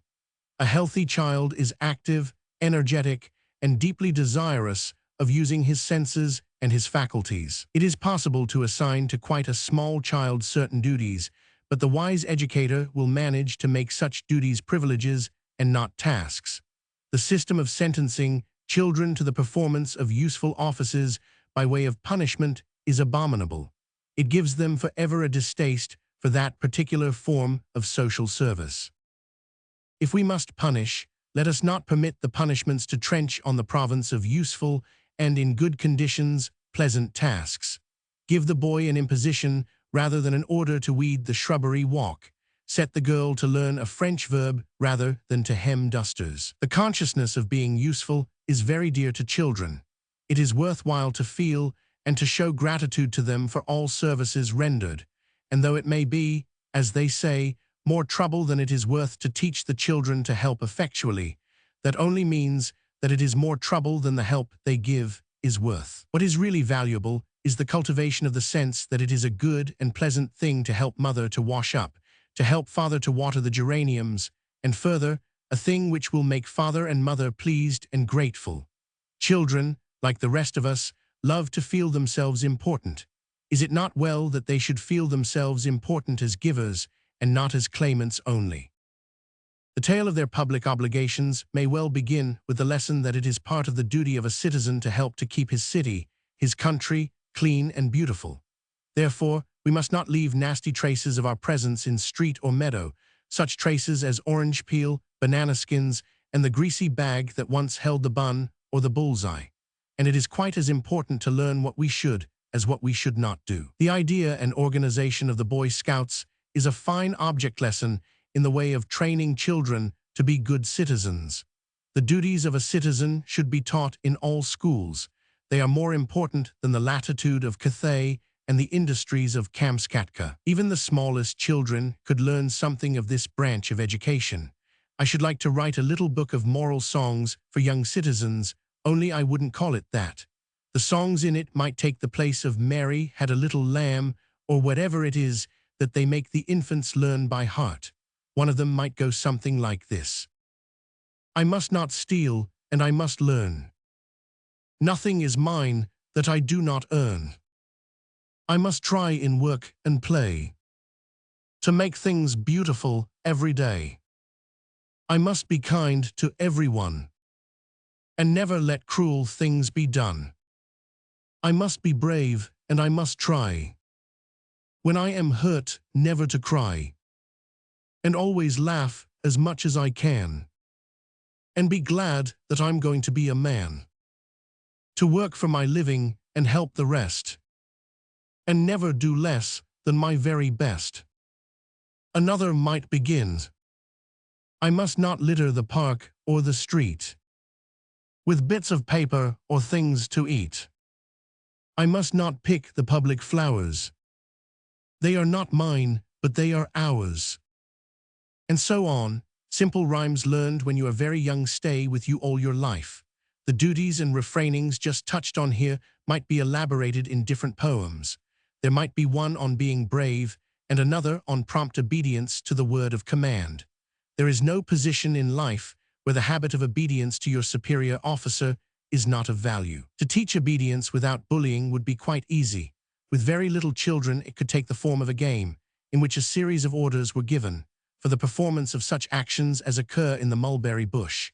And the competition among the children to be the first to obey the new order would quicken the child's mind and body, while the habit of obedience to the word of command would be firmly planted, so that it would grow with the child's growth and adapt itself to the needs of life. I would write more than one poem, I think, about the green country and the shame it is that those who should love and protect it desecrate it as they do. Let it be the pride of the child that he is not of the sort of people who leave greasy papers lying about in woods, broken bottles in meadows, and old sardine tins among the rushes at the margin of cool streams. Such people touch no foot of land that they do not desecrate and defile. Wherever they are suffered to be, there they leave behind them the vilest leavings. Filthy papers, the rinds and skins of fruit, crusts and parings, jagged tins, smashed bottles, straw and shavings, and empty stained cardboard boxes. They leave it all, openly and shamelessly, making the magic meadows sordid as a suburb, and carrying into the very heart of the country the vulgarities of the street corner. It is time, indeed, that certain of the finer duties of citizenship were taught in all schools, Harrow as well as Houndsditch, Eton as well as Borstal. And one of the first of these is the keeping of the beauty of beautiful places unsmirched, the duty of preserving for others the beauty which we ourselves admire, the duty of burning bits of paper and burying pieces of orange peel. If there is not time to teach geography as well as the duties and decencies of a citizen, the geography should go, and the duties and decencies be taught. For what is the use of knowing the names of places if you do not know that places should be beautiful?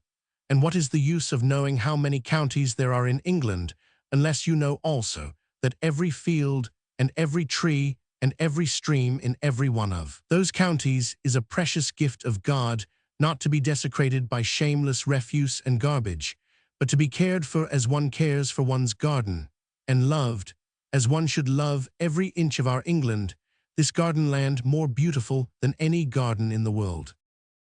A child should be taught to read almost as soon as it has learned to speak.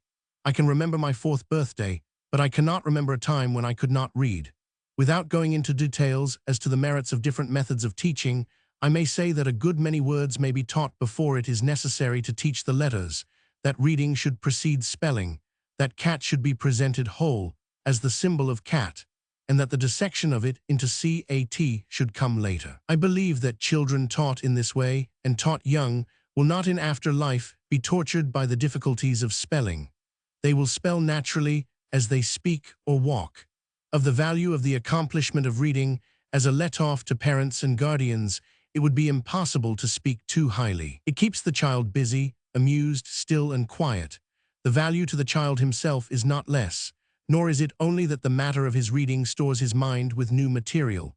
To him also it is a good thing that he should sometimes be still and quiet, and at the same time interested and occupied. Of books for little children there are plenty, not fine literature, it is true, but harmless. As the child grows older, he will want more books, and different books, and if you insist on personally conducting him on his grand tour through literature, he will probably miss a good many places that he would like to go to. For a child from 10 onwards, it is no bad thing to give the run of a good general library. When he has exhausted the storybooks, he will read the ballads, the histories, and the travels, and may even nibble at science, poetry, or philosophy. I myself, at the age of 13, browsed contentedly in such a library, where Percy's Anecdotes in 39 volumes or so divided my attention with Hume, Locke, and Berkeley. I even read Burton's Anatomy of Melancholy, and was none the worse for it. It is astonishing how little harm comes to children through books. Unless they have been taught by servants' chatter how to look for the harm, they do not find it. I do not mean that absolutely every book is fit for a child's reading, but if you allow the reading of the Old Testament, it is mere imbecility to insist that all the rest of your child's reading shall ignore the facts of life. You can always have a locked bookcase if you choose, only see to it that the doors are not of glass, for the forbidden is always the desired. As regards the facts of life, by which I mean the physiological facts about which there is so much needless and vain concealment, there is, it seems to me, only one rule. If your child has learned to love and trust you, it will come to you with its questions, instead of going to the housemaid or the groom. Answer all its questions truthfully, even at the cost of a little trouble in formulating your answers. Do not leave the child to learn the truth about its body and its birth from vulgar and tainted sources. There is absolutely nothing that you cannot decently tell a child when it has reached the age when it understands that certain things are not fit subjects for public conversation, and until it has reached that age, it will not ask that sort of questions. There is no difficulty in making children understand that their digestive processes are not to be discussed in general society, and it is quite easy to explain to them that other physiological processes are also to be avoided as subjects for general conversation. The cat and her family will help you to explain all that the child wants to know. The child should be taught that its body is the temple of the Holy Ghost, and that it is our duty to keep our bodies healthy, clean, and well exercised, just as we should try to keep our minds strong and active, and our hearts tender and pure. And one need not always talk down to children. They understand far better than you think. They are always flattered by talk that rises now and then above the level of their understanding. And if they do not understand, they will tell you so, and you can simplify. In talking of the subjects which interest them, you need not be afraid of being too clever, for even if they do not ask, your instinct and the child's eyes will, if there be love and trust between you, tell you when you are getting out of its depth. But there must be love and trust. Without that, all education outside book learning is forever impossible. Chapter 10. The one thing needful. The most ardent advocate of our present civilization, the blindest worshipper of what we call progress, can hardly fail to be aware of the steadily increasing and brutal ugliness of life. Civilization, whatever else it is a state in which a few people have the chance of living beautifully. Those who take that chance are fewer still, and the enormous majority live, by no choice or will of their own, lives which at the best are uncomfortable, anxious, and lacking in beauty, and at the worst are so ugly, diseased, desperate, and wretched that those who feel their condition most can hardly bear to think of them, and those who have not imagination enough to feel it fully yet cannot bear it unless they succeed in persuading themselves that the poor of this world are the heirs of the next, while hoping, at the same time, that a portion of Lazarus's heavenly legacy may, after all, be reserved for Dives. The hideous disfigurement of lovely hills and dales with factories and mines and pot banks, coal, cinder, and slag, the defilement of bright rivers with the refuse of oil and dye works, the eating up of the green country by greedy, long, creeping yellow caterpillars of streets, the smoke and fog that veil the sun in heaven, the sordid, enameled iron advertisements that scar the fields of earth. All the torn paper and straw and dirt and disorder spring from one root, and from the same roots spring pride, anger, cruelty, and sycophancy, the mean subservience of the poor and the mean arrogance of the rich.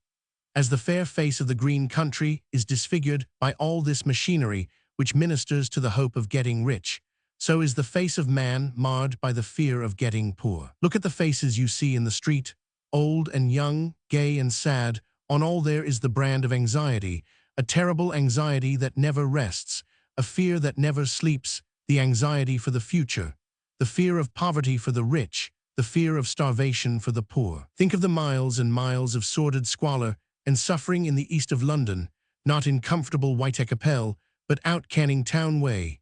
Think of Barking and Plaistow and Plashet and Bow, then think of Park Lane and Bond Street. And if your eyes are not blinded, the West is no less terrible than the East. If you want to be sure of this, bring a hungry, ragged child from that eastern land and set it outside a West End restaurant. Let it press its dirty little face against the plate glass and gaze at the well-to-do people gorging and guzzling round the bright tables inside. The diners may be smart, the ragged child may be picturesque, but bring the two together and consider the conjunction. the hideous disfigurement. And all this ugliness springs from the same cause. As Ruskin says, we have forgotten God.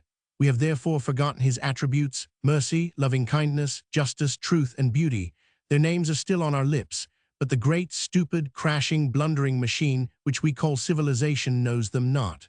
The devil's gospel of laissez-faire still inspires the calloused heart of man, each for himself and mammon for the foremost. We no longer care that life should be beautiful for all God's children. We wish it to be beautiful for us and forget who, as we wish that wish, becomes our foster father. There can be no healing of the great wound in the body of mankind till each one of us would die rather than see the ugliness of a wound on the body of the least of these our brethren. But so dulled and stupefied is our sense of beauty, our sense of brotherhood, that our brothers' wounds do not hurt us. We have not imagination enough to know how it feels to be wounded, just as we have not imagination enough to see the green fields that lie crushed where Manchester sprawls in the smoke, the fair hills and streams on which has grown the loathsome fungus of Stockport, of lovely hills and dales. Now I do believe that this insensitiveness to ugliness and misery, this blindness to wanton befouling of human life and the green world, comes less from the corruption of man's heart than from the emptiness of the teaching which man receives when he is good and little and a child. The teaching in our schools is almost wholly materialistic. The child is taught the botanical name of the orange, dissects it and its flower and perhaps learns the Latin names of the flower and fruit.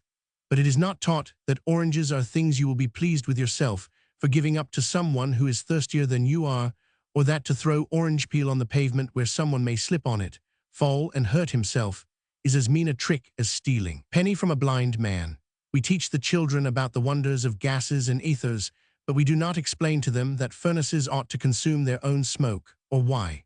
The children learn of acids and starches, but not that it is a disgraceful thing to adulterate beer and bread. The rules of multiplication and subtraction are taught in schools, but not the old rule, if any will not work, neither shall he eat. There is no dogmatical teaching. That means a diet of dry bones. It means that the child is never shown how to look for happiness in the performance of acts which do not, on the face of them, look as though they would make him happy. It is not explained to him that man's life and the will of God are like a poem. God writes a line, and man must make the next line rhyme to it. When it does rhyme, then you get that happiness which can only come from harmony. And when you do your best to make your line rhyme and cannot, well, the author of the first line knows that it was your best that you did. God is shown, when he is shown at all, to our modern children as a sort of glorified headmaster who will be tremendously down on you if you break the rules. Alternatively, as a sort of rich uncle who will give you things if you ask properly. He is not shown as the father to whom you can tell everything. If you are successful in your work, you win a prize and go home to your people and tell them that you are first in history, receiving their applause without shame. If you are good at games or athletics, you can tell your mates that you made 2 goals or 83 runs or whatever it is, and delight in their admiration. If you are an athlete, the applause of the bystanders is your right and your reward. But whom can you tell of the little intimate triumphs, the secret successes, the temptations resisted, the kind things done, the gentle refrainings, the noble darings of that struggling, bewildered, storm-tossed little thing you call your soul? God, your Father, is the only person to whom you can talk of these. To him you can say, "Father, I wanted to pay Smith Minor out today for something he did last week, and I didn't because I thought you wouldn't like it." Are you pleased with your boy? Do they teach you this in schools or give you any hint or hope of what you will feel when your father answers, "Yes, my son, I am pleased"? Or do they teach you to say, "Father, I am sorry I was a beast today, and I'll try not to do it again," and tell you that a voice will answer, "I am sorry too, my son, but I am glad you told me. Try again, dear lad, and let me help you." As you show your Latin X's to your master, so you should be taught to show the leaves of your life to the only one who can read and understand that blotted record. And if you learn to show that book every day, there will be less and less in it that you mind showing, and more that will give you the glow and glory of the heart that comes to him who hears, "Faithful and good, well done." You cannot suppose that your life is rhyming with the will of God when you destroy the beauty of the country and of the lives of men so that you may get rich, and you and your children may live without working. Can you imagine a company promoter who should say, "Father, I have made a lot of money out of a company which has gone to pieces, and a lot of other people are ruined, but I know that there must always be rich and poor, and if I didn't do it, someone else would." Or, "Father, I spoiled the green fields where children used to play, and I have built a lot of streets of hideous and uncomfortable houses, but they are quite good enough for the working people. As long as they have such low wages, they can't live like human beings. And thou knowest, O Father, that wages are and must be regulated by the divine law of supply and demand." Or, "Father, I have put sand in the sugar and poison in the beer, alum in the bread and water in the milk, all these being, as thou knowest, Father, long-established trade customs." Men can say these things to themselves and to each other, but there is one to whom they cannot say them. It is of him, and not only of the wonders of his universe, that I would have the children taught. But they are only taught of the wonders, not of the wonder-worker. It is not that there are none who could teach, no initiates of the great and simple mysteries, no keepers of the faith. There are such, but they are muzzled, and the detestable horrors of civilization go on in a community which calls itself after the name of Christ. And so long as we have in our schools this materialistic teaching, so long shall we raise up generation after generation to support that civilization, and to keep it the damnable thing we know. Talk goes on and goes on and goes on. There is talk now of a great measure for the reform of national education. Much talk, there will be more. There will be much ink spilt, much breath wasted. We shall hear of Montessori and Froebel and Pestalozzi, of science and the classics, of opportunities, of ladders, of scholarships and prizes and endowments. We shall hear how hard it is that the sons of the plumber should not be able to go to Oxford, and how desirable it is that daughters of the dustman should sometimes take the Prix de Rome. We shall be told how important are the telescope and the microscope, and how right it is that children should know all about their little insides. The one thing we shall not hear about will be the one thing needful. A tottering government may keep itself in power by such a measure. A defeated party may, by it, bring itself back to office. But such a measure will not keep the nation from perdition, nor bring back the soul of a man into the true way. We may build up as we will schemes of education and instruction, add science to science, learning to learning, and facts to facts. But what we shall build will be only a dead body, unless it be informed by the breath of the Spirit which maketh alive.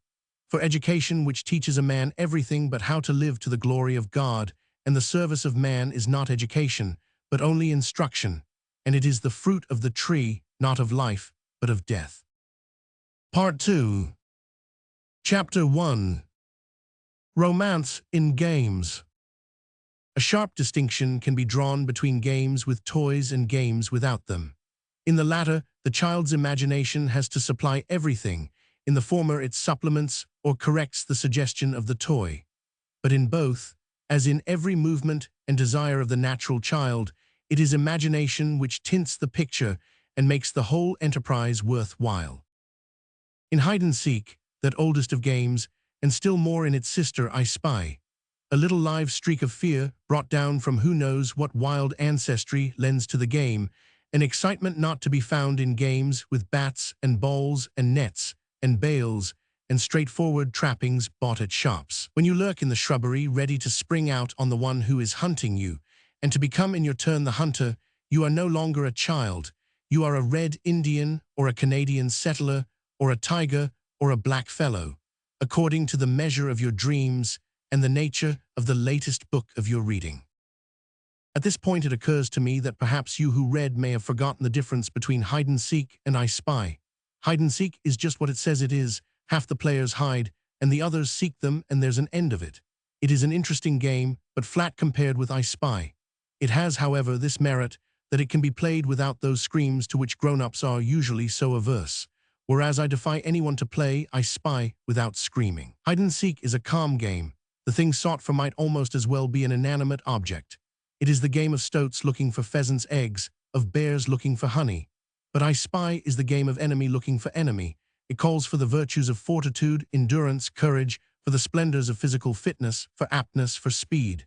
In I Spy, half the players hide and the others seek, but they seek not an unresisting stationary object, but a keen, watchful, retaliatory terror. They seek in shrubbery and garden, behind summer house and conservatory, in the shelter of tree, hedge, and arbor for the enemy, and when that enemy is found, the seeker does not just say, "Oh, here you are," that ending the game.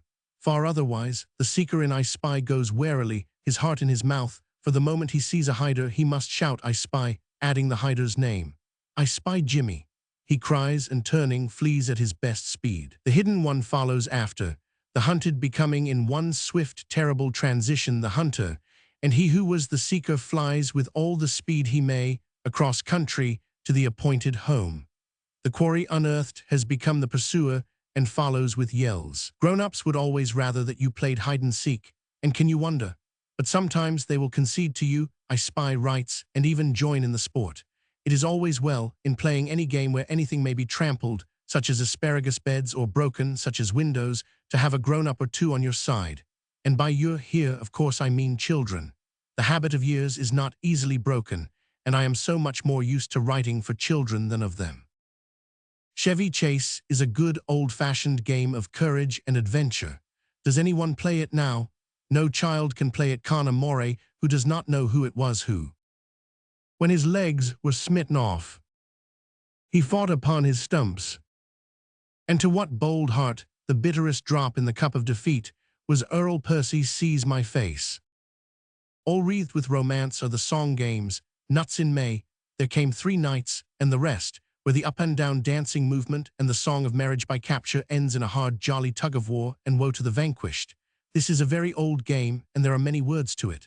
One set I know, but I never have known the end. Little boys in light trousers and short jackets and little girls in narrow frilled gowns used to play it on the village green 100 years ago. This is how it began. Up and down the green grass. This and that and thus. Come along, my pretty maid, and take a walk with us. You shall have a duck, my dear, and you shall have a drake, and you shall have a handsome man, for your father's sake. My mother told me all of that song game, and that is all of it that I can remember. She always said she would write it down, and I always thought there was plenty of time, and somehow there was not, and so I do not know the end. Perhaps Mr. Charles Marson, who first found out the Somerset folk songs of which Mr. Somebody Else now so mysteriously gets all the credit, may know the end of these verses. If he does, and if he sees this, perhaps he will write and tell me. This game of come and go and give and take is alive in France. Witness the old song. Questi qui passe ici si tard. Compagnons de la Marjolaine. Questi qui passe ici si tard. Taugers si guy. Si sont les cavaliers du roi. Compagnons de la Marjolaine. Si sont les cavaliers du roi. Taugers si guys. Et que violent ces cavaliers. Compagnons de la Marjolaine. Et que violent ces cavaliers. Taugers si guys. Des Dunes fills a Maria. Compagnons de la Marjolaine. Des Dunes fills a Maria. Taugers si guys. And I have no doubt that stout Dutch children and German children with flaxen plates, and small contadine, and Spanish and Swedish and Russian and Lithuanian babes all move rhythmically back and forth on their native greensward, and rehearse the old story of the fair maid and the knight out to marry. All these games are active games. They can, of course, be played by sheer imitation. A sort of Peloton monkey aptitude will do it. But if they are to be enjoyed to the full, the imagination must have full play. To be a knight a-riding to fetch a fair lady is quite simple and quite thrilling, just as to be a bear demands nothing but growls and a plantigrade activity in the performer to be a fearful joy to the non-bear. Cricket and football, fives and rackets, the games that are played with things out of shops, do not need imagination to help them out. The games without bought accessories should perhaps rather be termed plays than games, and the more highly cultivated the imagination, the more intensely joyous are the games. All sorts of acting, dressing up, and pretending games depend entirely on the imagination, and it is well to encourage children to act scenes which they have observed, or heard about, or read about. The smallest child will experience a real joy in putting its pinafore on wrong way round, call it a coat, and announce with pride that it is Daddy going a tartar. In the dolls' tea parties, you will observe a careful copy or travesty of your own company manners, and as the small minds are filled with tales of wonder and adventure, you will find them reenacted, the nursery rocking chair serving as charger for the gallant knight, and nurse's hassock taking quite adequately the part of the dragon. A small sister can generally be relied on to be the captive princess, especially if handsome trappings go with the part, and a cobweb brush is an admirable spear. The princess will be released from her bonds in time to act as chief mourner at the funeral of the slain hassock, which can be carried down the river in a barge made of the nursery table wrong way up, with the nursery tablecloth for a sail, an admirable tableau certain to occur if anyone has told the children the story of Elaine. That the dragon should have as sumptuous a funeral as Enoch Arden himself need not surprise you.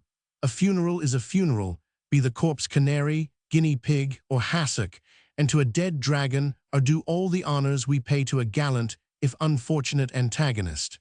Not only fairy tales, but history will be acted. You will have Jane as Queen Elena sucking the poison from Jack's grubby paws, and Alice as an Arab physician curing the plague, represented by blobs of paint water on the rigid arms of Robert. How beloved will be the grown-up who, passing by the scene, shall refrain from commenting on the deafening groans of the patient, and shall instead offer the physician a ribbon for his girdle or a plume from the dusting brush for his turban.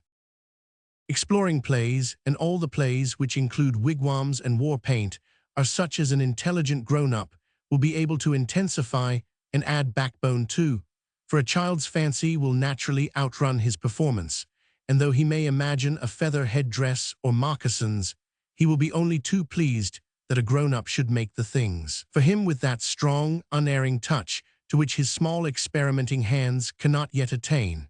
All such games require numbers. Your only lonely child cannot play Indians to the full.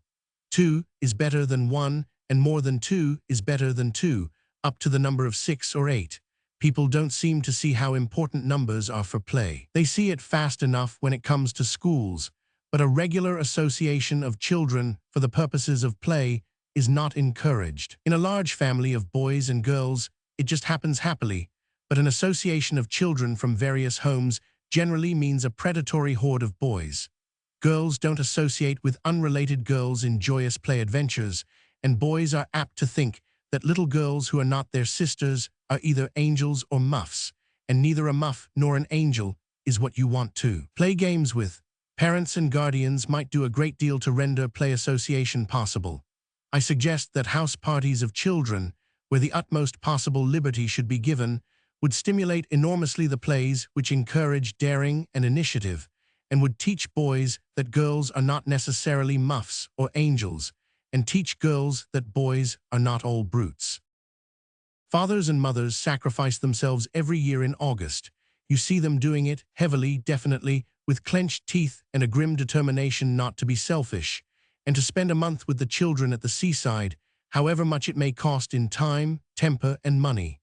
The Browns go to Scarborough, their friends the Robinsons go to Wales, the Smiths are in Devonshire, and the Joneses at Littlehampton. They all go to the same sort of lodgings, do the same sort of things, and lucky is the mother whose nerves are not worn very thin indeed before the holiday ends.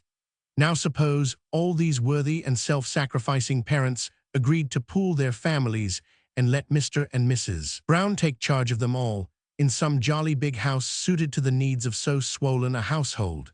16 children are really, in many ways, 4 times easier to manage than 4, and at least 40 times as easy to amuse. In fact, you don't need to amuse them. They will amuse themselves and each other. Mr. and Mrs. Brown will only have to adjust ebullitions. Meanwhile, the Smiths, Robinsons, and Joneses are having their holiday where they will.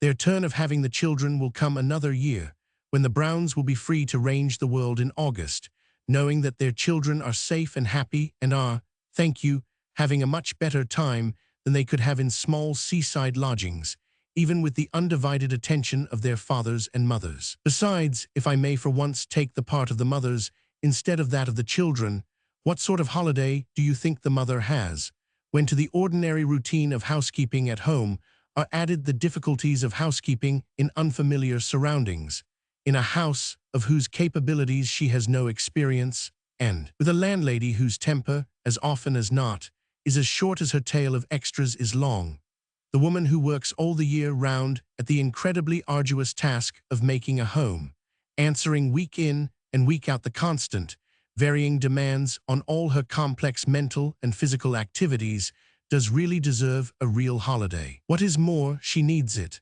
She will be a better mother the rest of the year if she be allowed for that 1 month to be just a wife, and a wife on a holiday. The wife whose turn it is to take charge of the amalgamated families will find so great a change from the exclusive care of her own chickens that the change in itself will be a sort of holiday. And the children themselves, perhaps, will learn a little from the enforced separation from the fount of unselfish devotion, and appreciate their mother all the more if they have, be it only half-consciously, missed her a little even through the varied and joyous experiences of their month's house party. Chapter 2. Building Cities. The devotion of ants has often stirred my admiration. The heroism of ants deserves an epic, but this is, as you say, not the place to write that epic. Give me leave, however, to say that of all the heroic acts of the devoted ant, none seems to me more magnificent than the self-sacrifice which nerves those delightful ladies to settle themselves down to play, in cold blood, with their nephews and nieces, games bought at a shop, games in boxes. I'm not talking of croquet or even badminton, though these may be and are bought in boxes at shops. Nor do I wish to depreciate chess and draughts, nor even Halma, the poor relation of draughts and chess, nor dominoes, which we all love. These games, so precious on wet days or when other people have headaches, cannot be too highly prized, too assiduously cultivated. The rigors of the seaside holiday, too often in wet weather a time of trial and temper, would be considerably mitigated if chess and chessboard, draughts, dominoes, and Halma were packed in the trunks along with the serge suits, the sandshoes, and the sunbonnets. The games which I do so wonder and admire to see ants playing are the meaningless games with counters and dice, ill-balanced dice, and roughly turned counters and boards that look like folding checkerboards till you open them, and then you find all the ugliest colors divided into squares and circles or slabs, with snakes or motors or some other unpleasing devices on them. These games are all exactly the same in their primary qualities. The first of them that was invented had all the faults of all its successors. Yet dozens of new ones are invented every year just to sell, and helpless children try to play them, knowing no better, and angel ants abet them, knowing all. Grown-ups suffer a great deal in playing with children. It is not the least charm of a magic city that a grown-up can play it and suffer nothing worse than the fatigue incidental to the bricklayer's calling. Of course, most grown-ups will say that they would rather be burnt at a slow fire or play Halma than be bothered with magic cities. But that is only because they do not understand. Try the experiment the next time you are spending a wet weekend in a country house where there are children. Get the children to yourself and ask your hostess whether you may borrow what you want for a game. The library is the best place for building. There is almost certainly a large and steady table. Also, there are the books. I need not urge you to spare the elegantly bound volumes, and the prized first editions, and the priceless folios and duodecimos in their original calf and vellum. You will find plenty of books that nobody will mind your using, the old Whitacres, bound volumes of the Cornhill and Temple Bar, good solid blocks for the foundations of your city. If there be a pair of candlesticks or an inkstand which match, you may make a magnificent archway by setting up the candlesticks as pillars and laying the inkstand on the top. You can see how this is done in the picture of the Elephant Temple. Get the children to bring down the bricks and enlist a friendly parlor maid to let you have the run of the china cupboard, or a footman, if you are in that sort of house, to bring you the things you want on a tray. Model the palace of cats. But it is much better if you can go alone over the house and choose what you really want. You invite the children to help you build, and to build themselves. If they have never built a magic city, you will find that they will presently desert their plain brick edifices to watch the development of your palace or temple. They will offer suggestions, and quite soon they will offer objects. They will begin to look about the room with their sharp eyes, and about the house with their keen memory and imagination, and produce the sort of things that look like the sort of things they think you might like for your building. They will wander off, returning with needle cases, little boxes, shells, and "would this do for something?" is the word on every lip. They are soon as much absorbed in the building as you are, and I take it you are an enthusiast, and your magic city grows apace. Then after a little while a grown-up, bored and out of employment, will stray into the library with "Hullo, what are you kids up to with all this rubbish?" and stand with his hands in his pockets, contemplating the building industry. If you answer him simply and kindly, and don't resent his choice of epithet, it is almost certain he will quite soon withdraw a hand from his pocket and reach out to touch your magic walls with "wouldn't it be better like that?" Admit it, and in hardly any time at all, you have him building on his own account. Another grown-up will stray in presently with the same question on his lips. He too will come to be bored and will remain to build, and by tea time you will have collected every grown-up of the house party, every grown-up, that is to say, with the right feeling for cities. It will surprise you to find how keen you will yourself become as the work goes on, and how it will call into play all your invention and your latent craftsmanship. Arch with cats, guarded arch. You will be amazed at the results you can achieve with quite dull-looking materials, and still more will you be surprised at the increasing interest and skill of the grown-ups. When it is time to dress for dinner, you will feel a pang of positive despair at the thought that your beautiful city, the child of your dreams and skill, must be taken down. It is like the end of the magic of Cinderella when her coach became a pumpkin, her horses mice and her coachman a fat rat. Now your domes are once more mere basins, your fountain basins are ashtrays, your fountains are but silver pen cases, and their gleaming waters only strips of the tin foil that comes off chocolate or cigarettes. The walls of your palaces go back into the bookcases, and their facades return to the dull obscurity of the brick boxes. The doors and the animals who stood on guard at the doorways and terraces, on plinths or pillars, share in the dark, rattling seclusion where many a wooden tail has been broken, many a painted ear lost forever. But the tidying up has to be done, unless your hostess is one of those rare and delightful people who see what their guests like and lets them do it. In that case she may say, "Oh, what a pity to disturb the pretty thing. Why not let your city stay for a day or two, so that the children can build some more to it tomorrow? No, of course it won't be in the way, and wouldn't it be pretty if we lighted it up with fairy lights after dark?" Then your city really has a chance.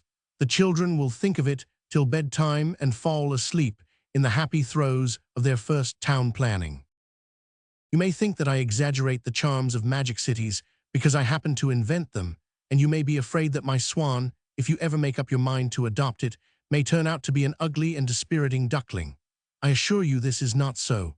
I have never met a child who did not like building magic cities, and not many grown-ups.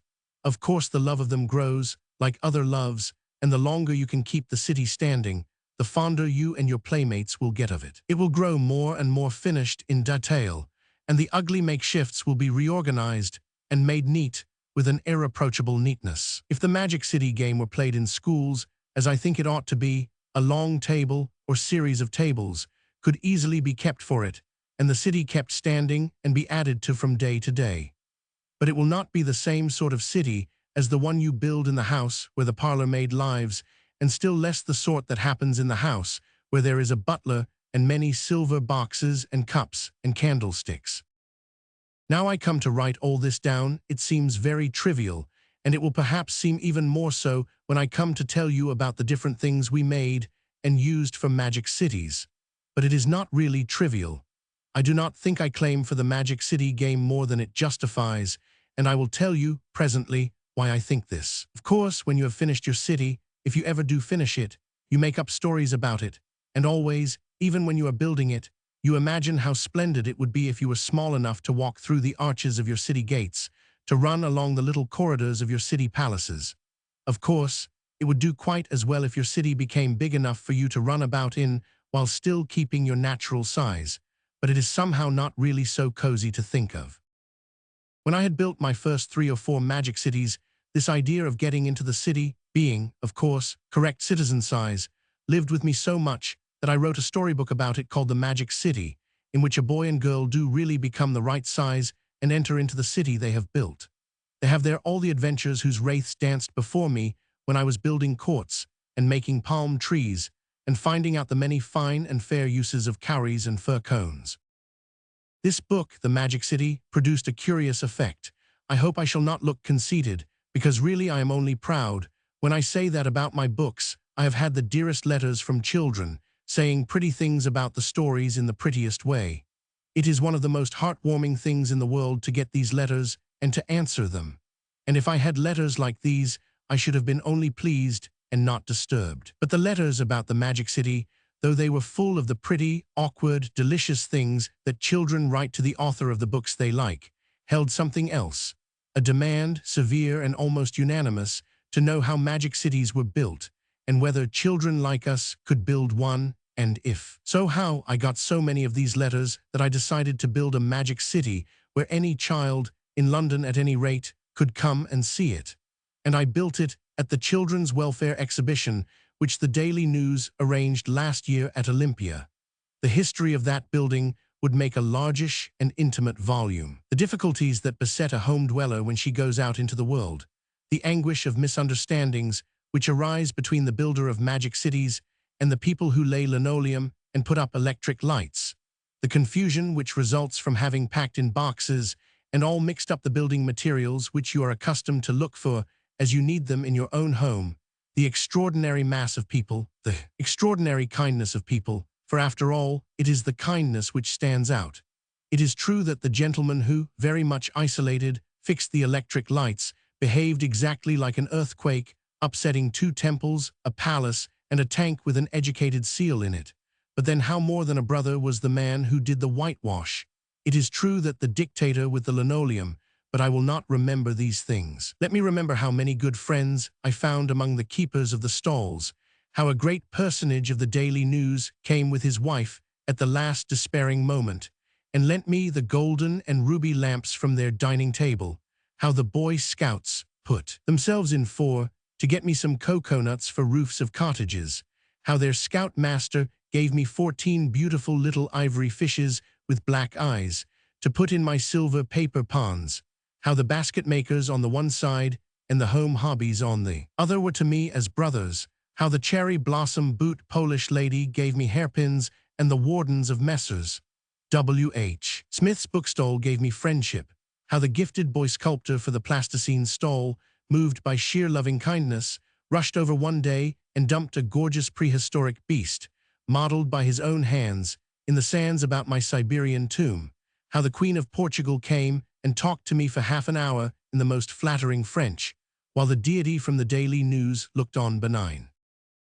These are things I can never forget. When the show opened, I was feeling like a snail who has inadvertently come out without his shell. Think how all this kindness comforted and protected me. And then came the long stream of visitors, crowds of them, I don't know how many thousands, who came and looked at my magic city and asked questions, and looked at it, looked and said things. It is because of what they said that I am writing about that show at all. They all liked the city except 2, and I cannot think that those 2 were, in other respects, really nice people. And more than half of them asked whether I would not write a book about the magic city which I had built there, and which lay looking so real and romantic under the soft glow of the tinted lamps. Not a storybook, but a book to tell other people how to make such cities. And I said I would tell all I knew in a book. And when I came to write, I found that there were many other things that I wanted to write about children and other things than magic cities, and I wrote them, and this is the book. And the reason I am telling you all this is that my big magic city at Olympia showed me, more than anything else could have done, that the building of magic cities interests practically everyone, young or old. It is very difficult to say all this, and yet not to feel that you will think that I am boasting about my magic city. But I want you to believe that it was very beautiful, and that you can build one just as beautiful or much more beautiful if you care to try it. It is such an easy game. Everyone can play it, and everyone likes it, even quite old people. By the way, I have been asked to build another city at Olympia in April, and I hope that it will be a prettier one even than the other which I loved so. Footnote: Macmillan's. Chapter 3. Bricks and Other Things. It is a mistake when you are going to build a city to make too large a collection of building materials before you begin to build. If it is natural to you to express yourself by pencil lines on paper, you might perhaps draw an outline of the masses of your city as you see them in the architect's vision or illumination, which should precede all building, either of magic cities or municipal cab shelters. Having roughly indicated on paper the general shape of your city as you look at it from the front, the shape it would have against the western sky at dusk, I think architects call this the elevation, don't they? You proceed to collect such material as will roughly indicate that shape on the table or other building place. And here let me once more warn the builder new to his business not to be trapped by the splendid, obvious bait of floor's wide space. To build palaces while prone on the stomach may be natural and easy to extreme youth. To grown-up people, it is agonizing and impossible. The floor has only two qualifications as a building site. It is large, larger at least than any of the pieces of furniture which stand on it, and it is flat. And when you have said that, you have said all. Whereas the inconveniences of the floor as a place for building are innumerable. The floor is drafty. It is inaccessible, except from the attitude of the serpent, and the serpent's attitude, even if rich in a certain lax comfort, is most unfavorable for the steady use of both hands. If you want to see how unfavorable, assume that attitude and try to build a card house on the floor.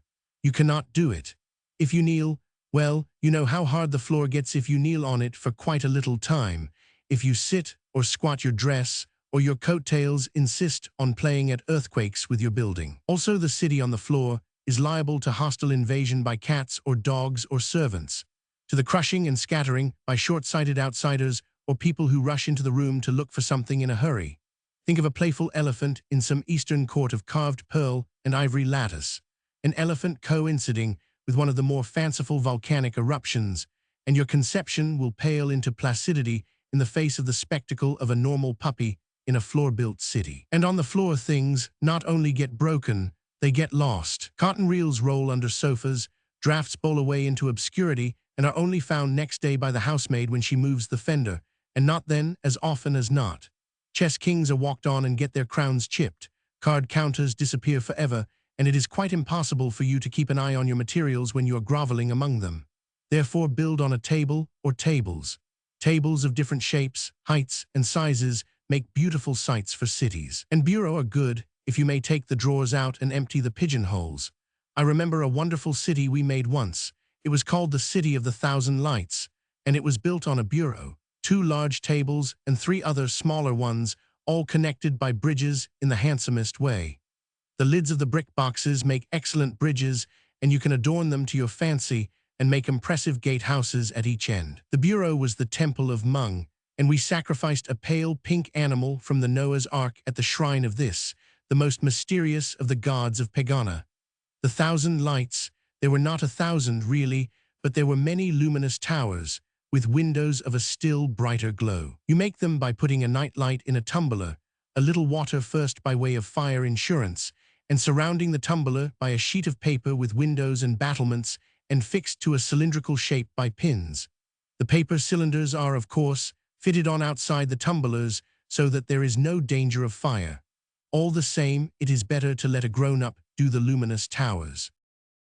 Having chosen your site and blocked out the mass of your buildings, you begin to collect the building material. For my own part, I see the city I am going to build in the eye of the mind, or of the heart, so vividly and consistently that I never need to make notes of it on paper. I know when what I am building is not in accord with the vision, and then I pull it down. Truly in accord it never really is, but it approximates.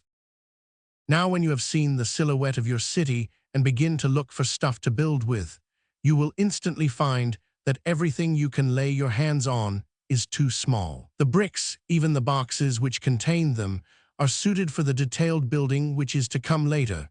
But now you want something at once bigger and less conventionally proportioned. Now is the time to look for boxes, not the carved sandalwood boxes in which ants keep their pins, nor the smooth cedarwood boxes in which uncles buy their cigars, though both these are excellent when you come to the details of your work. But for the mass, you want real big boxes. If you have a large table or tables, Tate's sugar boxes are not too large. Also, there are the boxes in which starch is packed, and cocoa, and the flatter boxes which the lady at the sweet shop will give you if she likes you and sell to you for a penny anyhow. The boxes in which your father gets his collars, and the boxes in which your mother gets her chocolates, though not really large, should be collected at the same time because they need the same treatment. I'm assuming now that you are not building a city for an afternoon's amusement, but one for which you have found a safe resting place, a city that may take days to build and will not be disturbed for days. If you can once found your city in a safe place, and you are working at it day after day, you will go on thinking of more and more things to be added to it, and it will grow in beauty under your hands as naturally as a flower under the hand of summer. Boxes, boxes. You have now your collection of boxes, but they are of plain, rough wood and probably disfigured by coarse-colored printed papers telling what the boxes once held. These papers you wash off, and when the boxes are clean and dry, you paint or color wash them to suit your requirements. Now your requirements are large blocks of colors to match your bricks, and bricks are of 3 colors: white, terracotta, and stone color. The stone bricks are stone color and terracotta. Oak bricks are very nearly stone color, and there are whitewood bricks. To these 3, I would add a dark brown, and as this dark brown is not sold in boxes at the shops, you had better color some of your bricks with it for yourself. Dark wood in a city gives a wonderful richness and helps the lighter colors more than you would think possible. A city in which some buildings are of dark wood will have an air of reality never achieved by a city where all is red or white or stone color. By the way, among the stone bricks there are some blue ones, but you will always have enough of them, for they are the last things you will ever want to use. Your boxes then must be colored either white, red, stone color, or dark brown. In the white, use either white paint, flat, not shining, or if that costs too much trouble and money, whitewash made of whitening, size, hot water, and a pinch of yellow ochre or chrome powder to give it a pleasant ivory creaminess. There should be a good deal of size so that the whitewash does not come off on everything. The red boxes can be painted to match the red bricks, or color-washed, whitewash as before, but red ochre for color. Stone color is not a very satisfactory tint, and too much of it makes for gloom. The lids and bottoms of the brick boxes will generally give you as much of it as you want. But if you desire stone color, you can make it by putting a pinch of raw umber in the whitewash. Or you can paint your boxes with this uninteresting tint, resembling the doors of back kitchens. With these paints or color washes, you can make your odd many-shaped boxes into smooth surface blocks to match your bricks. And not only wooden, but cardboard boxes can be treated in this way. All these colors can be bought in gigantic penn'orths at the oil shops. But when I come to the dark brown, which I confess is my favorite color, no cardboard box will serve your turn. You must choose clean, smooth wood, because the brown coloring is transparent and the grain will show through. Your bricks will be smooth enough, and if the boxes are not smooth, a little sandpaper will soon subdue their rough exterior. I suppose you know how to use sandpaper. If you just rub with your fingers, you hurt your fingers and don't make much progress. The best way is to wrap the sandpaper round a flat piece of wood. A wooden brick will do, and rub with that. When your wood is all smooth, you mix your stain. And here I make a present to all housewives of the best floor stain in the world. Get a tin of Brunswick black, the kind you put on stoves, and some turpentine. Mix a little of the black and a little of the turpentine in a pot and try it on the wood with a smooth brush. A flat brush is the best, till you have the color you want, always remembering that it will be a little lighter when it is dry. When you have decided on the color, paint your bricks and boxes on 5 out of their 6 sides lightly and smoothly, keeping to the grain of the wood, and not going over the same surface twice if you can help it. This is why a flat brush is the best. It will go right down the side of a brick and color it at one sweep. Then stand each brick up on end to dry. When it is dry, you can paint the underbit on which it has been standing. While you have stains and colors going, it is well to color some of your arches, and also such things as cotton reels and the little wooden pillboxes that you get at the chemist's. Before coloring, these boxes fill them with sand or stones and stick the lids on with glue. Otherwise, they will not be heavy enough to build with happily. This painting or coloring should be done out of doors or in an outhouse if possible. If you have to do it in the house, spread several thicknesses of newspaper before you begin, and make a calm resting place for your painted things where they can dry at leisure and not be scarred with the finger marks of her who clears away. The earnest builder will keep a watchful eye on any carpentering that may go on in the house, and annex the smaller blocks of wood cut off the end of things, which, to an alien eye, are so much rubbish, but which are to the builder stores of price. If there are a few shillings to spare, the carpenter will, for those few shillings, cut you certain shapes which you cannot buy in shops, arches of a comfortable thickness and of satisfying curves, and slabs of board for building steps. These should be of varying lengths and thicknesses and made in sets of 12 steps, with 2 boards to each step, 24 slabs to a set. The biggest might be 1 in, thick in the bottom, and largest slabs 12 by 6 in, lessening to 6 by 1 in. The next set might be 3-4 in, and of corresponding proportions, then 1-2 in, then 1-4 in. The 2 basic slabs of the 3-4 in would be 9 by 41-2 in, and those of the 1-2 in would be 6 by 3 in, a set with 1-4 in. Steps, the basic slabs 3 by 11-2 in, would complete the set. Flights of steps of many varying heights and sizes could be built with these slabs. Ask the carpenter, if the shillings are forthcoming, to save for you the curved pieces of wood which come out of the arches. They are very useful for the bases of pillars, for towers, and for the pedestals of statues or vases. Some of the arches, steps, and blocks should be colored to match the red, white, and brown bricks. More arches, and pillars. Some of the boxes, particularly the larger ones, should have doorways sawn in them on opposite sides. It is pleasant to look through a building and see the light beyond, and if you are a thorough builder, you can make a pillared interior which will delight the eyes of those who stoop down and peer through the doorway. A few narrow, oblong windows, high up, will also be useful. You need not show them unless you wish. You can always conceal them by a facade of bricks. Pillared courts. Another pleasant use of a big box is to cut out the top and sides and make a columned court of it, which, when cream-washed, dignifies your city with almost all the glory that was Greece and the grandeur that was Rome. The columns are cut from broom handles, 2d each at the oil shop, or in the case of smaller boxes, from those nice round smooth wooden sticks, which cost a penny and are used in ordinary life to thread window blinds on. If you are going to make a city which is to stand for some time, a little thin glue is a good help to stability. If it is only a here today and gone tomorrow city, plasticine is good, the least touch of it seeming to make things safe which otherwise might totter to their ruin. But except as mortar, plasticine should be shunned. It is not good as a building material.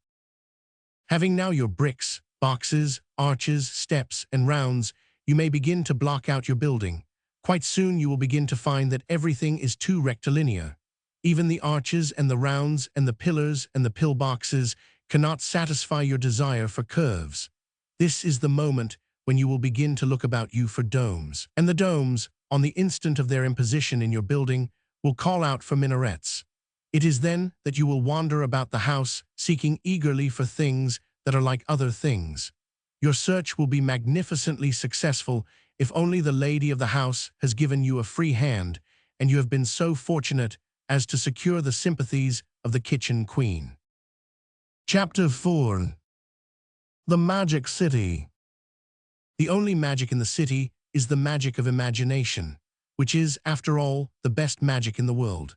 The idea of it came to me when I was dissatisfied with the materials provided for children to build with, and I think it must be a really true idea, because wherever I have applied it, it has worked, and that, I am told, is in accordance with the philosophy of pragmatism and a characteristic of all great discoveries. You may build magic cities in homes of modest comfort, using all the pretty things you can lay your hands on. You may build them in the mansions of the rich, if the rich are nice people and love cities, and if the butler will let you have the silver candlesticks for pillars and the silver-gilt rose bowls for domes.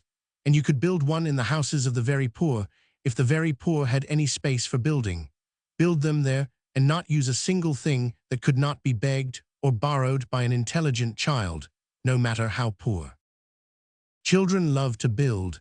I still think with fond affection, and I am afraid speak with tiresome repetition, of those big oak bricks which we had when we were children. They disappeared when we left the old London house where I was born. It was in Kennington, that house, and it had a big garden and a meadow and a cottage and a laundry, stables and cowhouse and pigsties, elm trees and vines, tiger lilies and flags in the garden, and chrysanthemums that smelt like earth and hyacinths that smelt like heaven. Our nursery was at the top of the house, a big room with a pillar in the middle to support the roof. The post, we called it. It was excellent for playing mulberry bush or for being martyrs at. The skipping rope did to bind the martyrs to the stake. When we left that house, we went to Brighton, where there was a small and gritty garden, where nothing grew but geraniums and calceolarias, and we did not have our bricks any more. Perhaps they were too heavy to move. Perhaps the Brighton house was too small for the chest. I think I must have clamored for the old bricks, for I remember very well the advent of a small box of deal bricks made in Germany, which had indeed 2 arches and 4 pillars, and a square of glass framed in wood, daubed with heavy, ugly body color, and called a window. But you could not build with those bricks.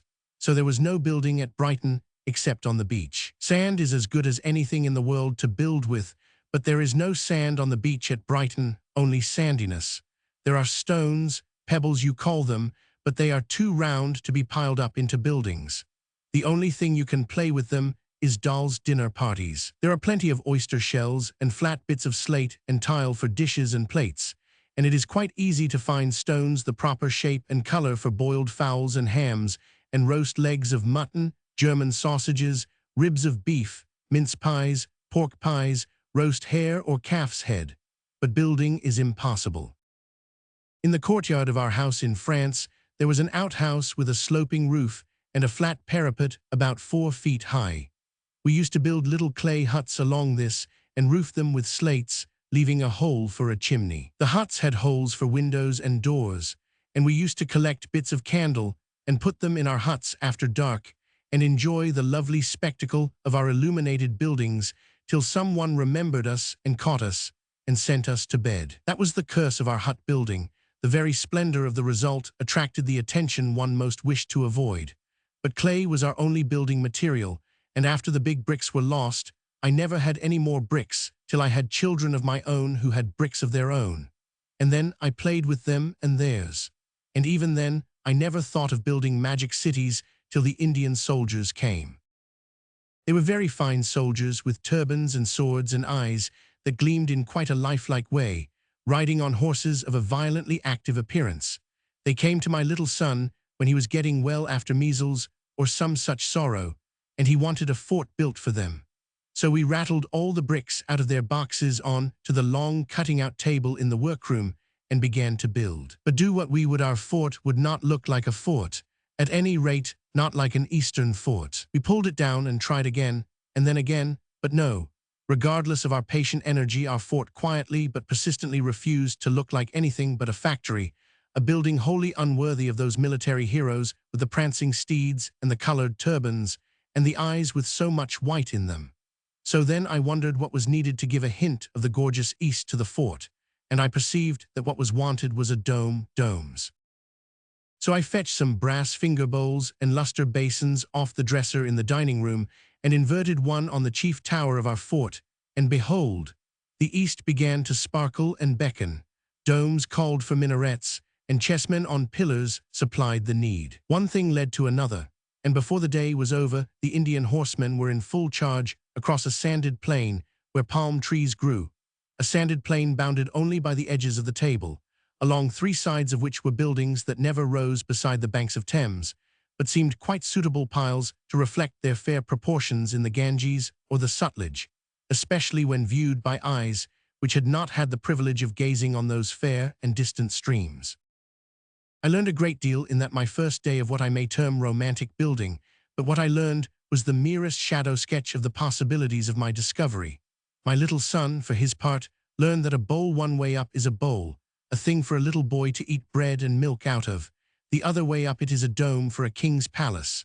That books are not only things to read, but that they will make marble slabs for the building of temples. That chessmen are not only useful for playing that difficult and tedious game on which grown-ups are so slowly and silently intent, or even for playing all those other games of soldiers which will naturally occur to anyone with command of the pleasant turned pieces. Chessmen, he learned, had other and less simple uses. As minarets of delicate carved work, they lightened the mass of buildings and conferred elegance and distinction, converting what had been a block of bricks into a pavilion for a sultan or a tomb for a sultan's bride. Materials for the guardroom. There was a little guardroom, I remember, at the corner of our first city, and there has been a little guardroom at the corner of every city we have built since. In simple beauty, that little guardroom seemed to us then to touch perfection. And really, I have not yet been able to improve on it. The material was simplicity itself. 6 books, 5 chessmen, and a basin, and you see here how the guardroom looked when it was done. The guardroom. The domino door. Large palm. There was a black box, I remember, standing on another box with domino steps. It needed a door, and we made it a door of ivory with the double blank of the dominoes, and a portico of 3 cigarettes, 2 for pillars and 1 to lie on the top of the pillars and complete the portico. You have no idea how fine the whole thing looked, like a strong little house of ebony and ivory, a little somber in appearance perhaps, and like a house that has a secret to keep, but quite fine. The palm trees we made out of pieces of larch and yew, fastened by plasticine to the tops of elder twigs, and elder twigs have a graceful carriage, not too upright and yet not drooping. They look very like the trunks of tropical trees. But if you have not elders and larches and yew trees to command, you can make trees for your city in other ways. For little trees in tubs, we had southernwood stuck in cotton reels. These make enchanting tubs, and there are a good many different shapes, so that your flower tubs are pleasantly varied. Fir cones we found useful too. They made magnificent chevox de fries. On the first day of building, what we soon came to call magic cities, we trusted to inspiration. There was no time for thought. And this day was perhaps the most interesting day of all, for we had everything to learn. One of the things which I learned was that this magic city game was an excellent training for eye and hand, as well as for the imagination and the more soothing of the domestic virtues. The eye is trained to perceive likenesses and differences in the shapes and colors of things, to notice, as I said, that a bowl is a dome wrong way up, and that cigarettes are like white pillars. A beautiful yet sinister temple might be built with cigars for pillars and cigar boxes for pediments, if cigars were the sort of things you were ever allowed to play with. You see that yew and larch and elder can be made to look like palm trees, and that shrubs in tubs are really like sprigs of southernwood in cotton reels. You go about with eyes newly opened to form and color. You look at every object in a new light, trying to see whether it is or is not like something else, something that can be used in your magic city. You notice that a door is much the same shape as Auntie's mother-of-pearl card case, and your architectural instinct, already beginning to develop, assures you that a pearly door would be a beautiful thing for a temple, if only Auntie sees things in the same light as you do. You perceive that a cribbage board is straight and narrow, as a path leading to such a door might be, and that if you stick tiny tufts of southernwood or veronica into the holes along the ivory sides of your path will run between 2 little green hedges. You will notice that books make colonnades darkly mysterious if the lids of the brick boxes are laid along the back and along the top, and that based on these solidly built colonnades your bricks and arches will rise in galleries of unexpected dignity and charm. The building. Model the magic city. And in the labor of creation will blossom those domestic virtues which best adorn the home. Patience, for it is not often that, for the young architect, dream and image even vaguely coincide at the first effort, or the second, or the third. Good temper, for no one can build anything in a rage. The spirit of anger is the enemy of the spirit of architecture, and besides, being angry may make your hand shake, and then nothing is any good. Perseverance, too, without which patience is a mere passive endurance. All these grow strong while you build your cities and try to make visible your dream. I do not mean that a child building a city sees all of it at once, in every detail. I don't suppose even the heaviest of architects does that. But I mean that he sees the masses of it with the eye of the mind, and arrives by experiment at the details that best suit those masses. If the glass ashtray will not do, the teacup without a handle will, or perhaps the flower pot saucer or the lid of a cocoa tin. One must look about and find something that will do, something which, when it is put in its place, will seem the only possible thing. I don't know how real architects work, but this is how you work with magic cities. Chapter 5. Materials. You wander around the house seeking beautiful things which look like other beautiful things. Let us suppose that you have the run of a house where beautiful things are. I will tell you afterwards what to do in the house where beautiful, or at any rate costly, things are not. It is best when the owner of the house is an enthusiastic member of the building party, then she will grudge nothing. In the drawing room you will find silver candlesticks and a silver inkstand. The candlesticks are like pillars. Put the inkstand across the pillars, and you have a gateway of unexampled splendor. If there be a silver-backed blotting book, take it. It will make the great door of your greatest temple. Silver bowls should not be passed by, nor bronzes. A vase of Japanese bronze set up between two ebony elephants crowns a flat pillared building with splendor. There may be Chinese dragons or Egyptian gods that have lain 1,000 years safe in their bronze amid the sands of the desert, cast aside by the foot of the camel, unseen in the shadow of the tent, and now decking the mantelpiece of the room you are looting. Little silver figures of knights in armor and what not, take them if you get the chance. Chessmen too, as many as you can get, the carved ivory ones of red and white, and the black and brown kind where the heads of the kings and queens are so like marbles and those of the pawns like boot buttons, drafts too and spillikins, and those little metal animals, heavy and colored lifelike, which you see on glass shelves in the fancy shop. Take them too. They will serve other uses than those to which you will dedicate your Noah's Ark animals. Card counters, especially the golden and mother-of-pearl kinds, and dominoes, and the willow-pattern pots, and a blue cup or so from the glass-fronted cupboard. Take all these, always giving preference to the things that you will not be asked to put back the same day. Little Japanese cabinets, tea caddies of tortoiseshell or wood or silver, silver boxes, and boxes of all beautiful kinds. Do not take the playing cards that people play bridge with. These are never quite the same after they have been used in magic cities, and the Queen of Hearts always gets lost. You can usually acquire odd packs of cards that nobody wants. Those with black and gold backs are the best. They make gorgeous pagodas, and a touch of plasticine keeps each card where it should be. In the dining room you may acquire perhaps, at least you can in mine, brass finger bowls, and the lids of urns and kettles from the dresser, egg cups and mugs and basins of luster and of blue. Also those very little pewter liqueur cups from Liberty's, and the tumblers for your towers of light, if you are going to have any. The library will yield you books and atlases, very useful for roofs these last, if they do not slope too much from back to edge. If they do, you can get even with them by wedges of paper laid in on the thin side. But the kitchen will be your happiest hunting ground, and here you will make a good bag even in those houses where you are not allowed any of the treasures from the drawing room or the dining room. Tins of all kinds and shapes, from the tin that once held Bath Oliver's and its lesser brother, where coffee once lived, to the square smaller tins designed for cocoa, mustard, pepper, and so forth. Honesty pillars. A flour dredger and a pepper pot, a potato cutter, patty pans, and those little tall tins that you bake castle puddings in, the round wooden molds with which dairymaids imprint cows and swans upon pats of butter, the kitchen mortar, especially the big marble one, so heavy that cook does not care to use it, brown earthenware bowls and stewing pots, the lids of teapots, clothes pegs, jars that have held ginger, and jars that have held jam, especially the brownish corrugated kind of jar. All these things and many more you may glean in a kitchen whose queen is kind.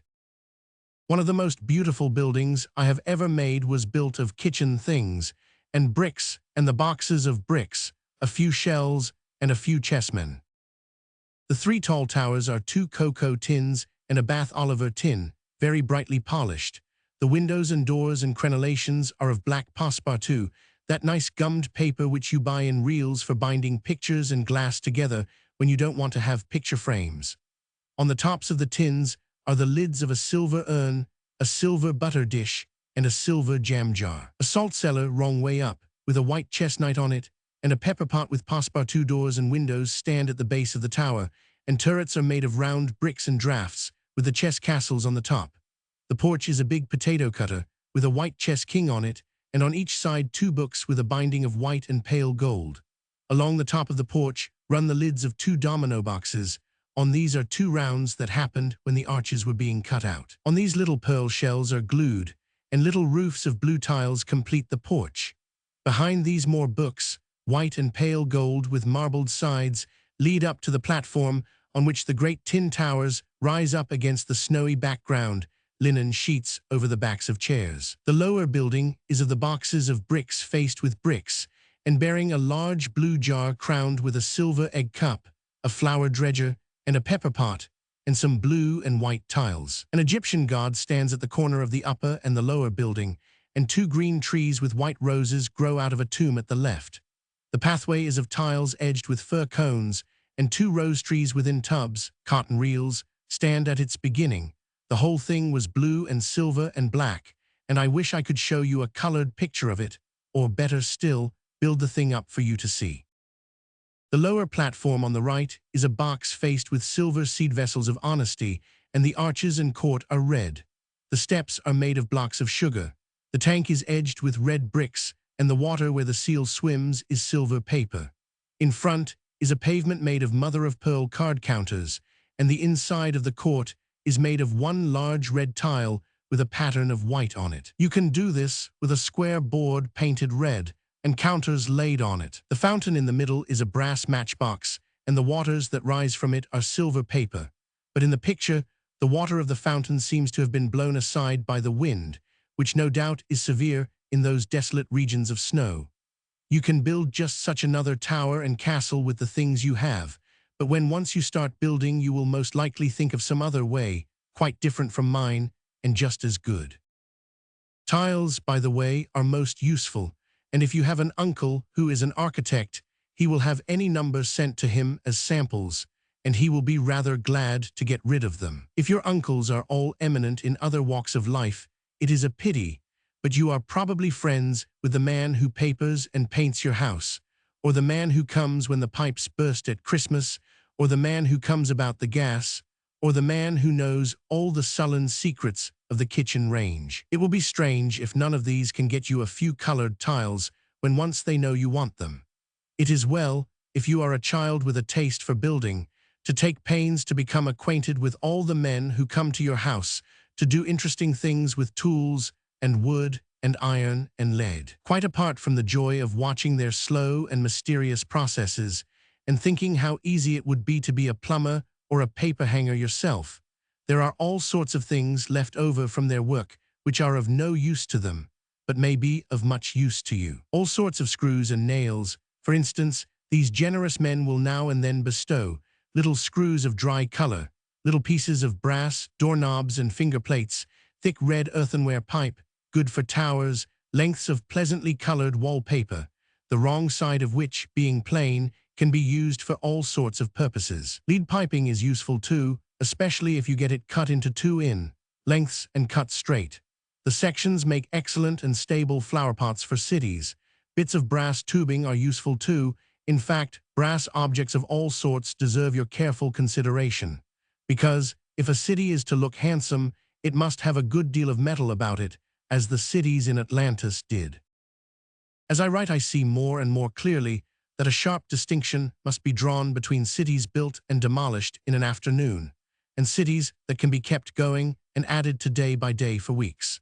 You may often be fortunate enough to raid drawing room and dining room and to use the spoils for a building that only lasts a day, but no one will strip her rooms of all the pretty things you want and let you keep them for weeks. Therefore, if you are going to build a city that is to go on, you must collect the materials of your own, and the odds and ends that amiable workmen will readily give you will take a useful place in your collection. If you let it be known that you want odds and ends of pretty and simple shapes, your friends will save them for you, and you will gradually amass the things you need.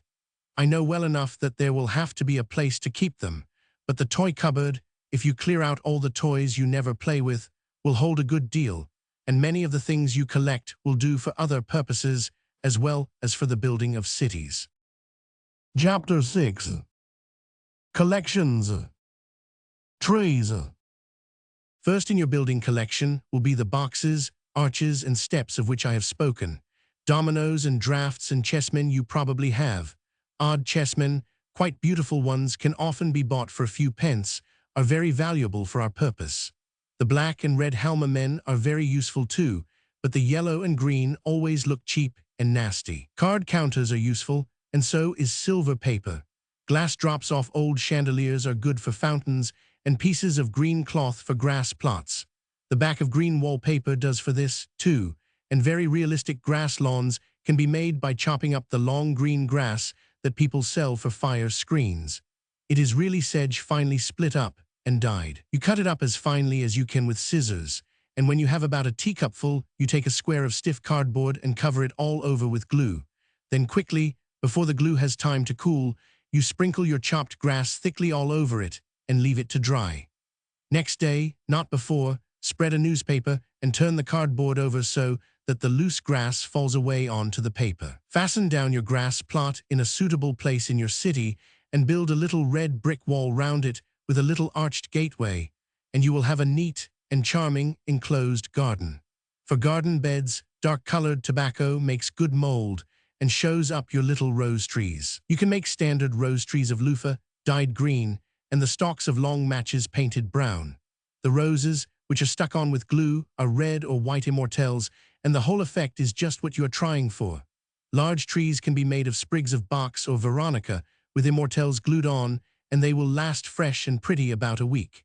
Palm trees can be made of elder stems and larch or of the sedge grass. Lay the grass evenly, and beginning about halfway down, wind brown wool or silk thread round and round closely, and very like splicing a cricket bat, work downwards towards the thick part of the grass stalk.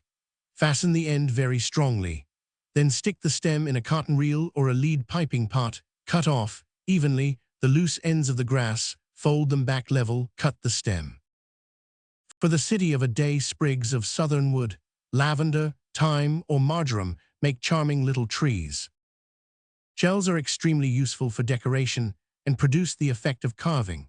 Almost all shells will be useful in one way or another, but I have found the most satisfaction in the grey and pearly shells, which you find among the thick seaweed ridges on the beach below the grey cliffs of Cornwall, and the little yellow periwinkly shells that lie on the rocks below the white cliffs of Kent. If you glue these shells strongly on arches and pillars, you will find them very handsome adornments. Thick arches. Keep your shells in boxes. There are always plenty of boxes in the world, and if not boxes, little bags will do to hold the different kinds of shells. It is well worthwhile to keep the different kinds separate. The work of sorting out the shells is very damping to the eager enthusiast anxious to execute a decorative design. Indeed, it is well to keep all your building materials sorted each according to its kind, the wooden things together and the metal things, and above all, the crockery things. Keep the Noah's Ark animals in their ark and the bricks in their boxes, and when you are going to build, don't get everything out at once and make a rubbish heap of it on the floor. Fan window.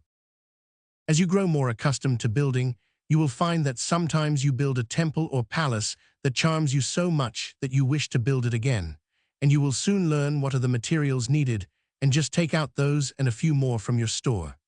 I say a few more because you will never build your temple or your palace twice exactly the same. You are sure to think of some improvement, however small.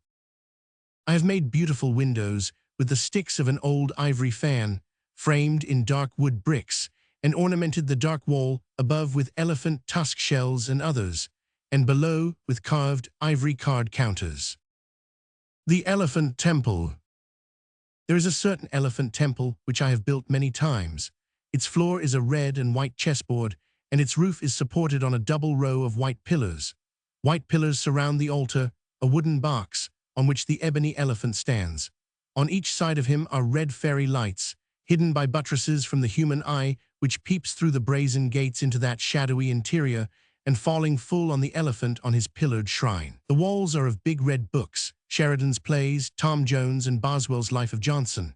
The roof is a flat square lid, once the lid of a packing case, stained a dark brown like the bricks. On the side are the windows made of the ivory fan, and the dark bricks in the elephant tusk shells. There is a door, too, a mother-of-pearl one.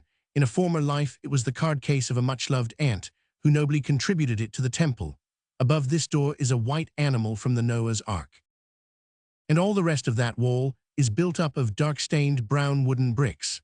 The other side shows between dark buttresses the red of the books, and towards the back of this side are small square buildings, wooden boxes stained brown, with brass domes and mysterious doorways. I think the priests and attendants of the temple live here. The front of the temple shows a little of the red between dark buttresses, which here are ornamented with delicate dark carved chessmen. The gate is of pierced brass, 2 finger plates for a door, and the brazen pillars of the portico are 2 candlesticks, which support a brass inkstand, on which stand 2 yellowish wooden chessmen. On the middle of the roof is a big lacquered wooden bowl, the kind that nice grocers put in their windows, full of prunes or coffee. Above is a brass rose bowl, on that a finger bowl of inlaid brass, crowned with a black chess king. There are 2 dark arches with bed knobs on them, and round the roof are various towers and turrets, and tall minarets made of dark bricks with chessmen on the top. In front of the pillars, at the gate 2 black elephants stand on wooden plinths, and the forecourt of the temple and the space at the side are paved with mother-of-pearl. I know the main things that are needed for this temple, but its details are changed a little every time I build it. If you cannot get mother-of-pearl card counters, you can make a beautiful pavement by pasting the shining pods of honesty in a pattern on a piece of dark brown cardboard or dark brown paper pasted on cardboard. But if you do this, you must build a little darkwood brick wall all round to hide the brown paper edges. Build gatehouses in your wall, little ones, to show off, by contrast, the massive splendor of your temple. These honesty pods are a most useful substitute for mother-of-pearl. You can paste them on square pillars or on the fronts of boxes, houses I mean, or make sloping roofs of them by sticking them on folded cardboard fastened at the proper angle by tapes glued about 1/3 of the way up. But as a rule, sloping roofs are not good in eastern cities. A grass garden with paths of honesty or a shell-built fountain basin in the middle will add a charm to any city square. And by the way, don't be afraid of open spaces. Have as many buildings as you like and mass them together as you choose, but let there be open spaces. They will be to your building as mounts are to pictures or margins to books. And for frame or binding, let there be a wall all round your city. It gives a neatness and a completeness which enhance 100-fold all the qualities your city may possess. Honesty roof. There are cardboard models of St. Paul's Cathedral, the Tower Bridge, and the Temple at Jerusalem. These are interesting in themselves, and it is good to put them together. The temple, which is sold by the Religious Tract Society, is really beautiful, and when you have set it up, it looks like a model in ivory. The bridge and the cathedral are of dull brown pasteboard, but they are interesting for all that. But when you are tired of these things as models, parts of them can be used with great effect in your building, especially if you paint the brown ones with aluminum paint or even whitewash them. In the foreground of the picture of the astrologer's tower, you will see a little house which doesn't look as if it belonged where it is, and no more it does. It was put in just to show you what these little cardboard buildings are like. It is one of the gatehouses of the Tower Bridge, and the little white house on the parapet above the steps in the picture of the silver towers is a little gatehouse out of another model. When you are collecting shells, you will find smooth, flat stones of pleasing colors. Collect them, the thinner the better. You can make mosaic floors of them, fastening them in their place with glue or a very thin layer of plasticine. Fir cones of all shapes and sizes are useful, from the delicate cones of the larch to the great varnished-looking cones that fall from the big pine trees on the Riviera. They call them pineapples there, pommes de pin, and they use them for lighting fires. But you can use them for the tops of towers. A little and only a very little red tinsel paper is good to use for the backs of shrines. It gives a suggestion of the glow of hidden lamps, or put as windows near the tops of towers, it suggests the glow of sunset falling on jeweled casements. You can get it, and also bundles of stamped strips of gold paper, which should be used very sparingly indeed, from Mr. Bowske of the Barbican in London City. There are other things which could serve for part of your collection, but I have told about these in the chapter on poor children's cities, because the poorest child can get them. But they are desirable in any collection. Such things as tobacco tins, jam jars, clothes pegs, and the different kinds of common things that you can use for decorating the fronts and backs and sides of houses, if you have not enough bricks to build facades to them all. And remember always to make the backs of your houses as beautiful as the fronts. They may and should be plainer but not less beautiful. Do not be like the jerry builders who spend all their decoration, such as it is, on the flat fronts of their villas, and leave the sides and back flat and ugly, and so that when you see the row of them from the railway, they look miserable and dejected, as though they knew how ugly they were and were sorry. Chapter 7. The Poor Child's City.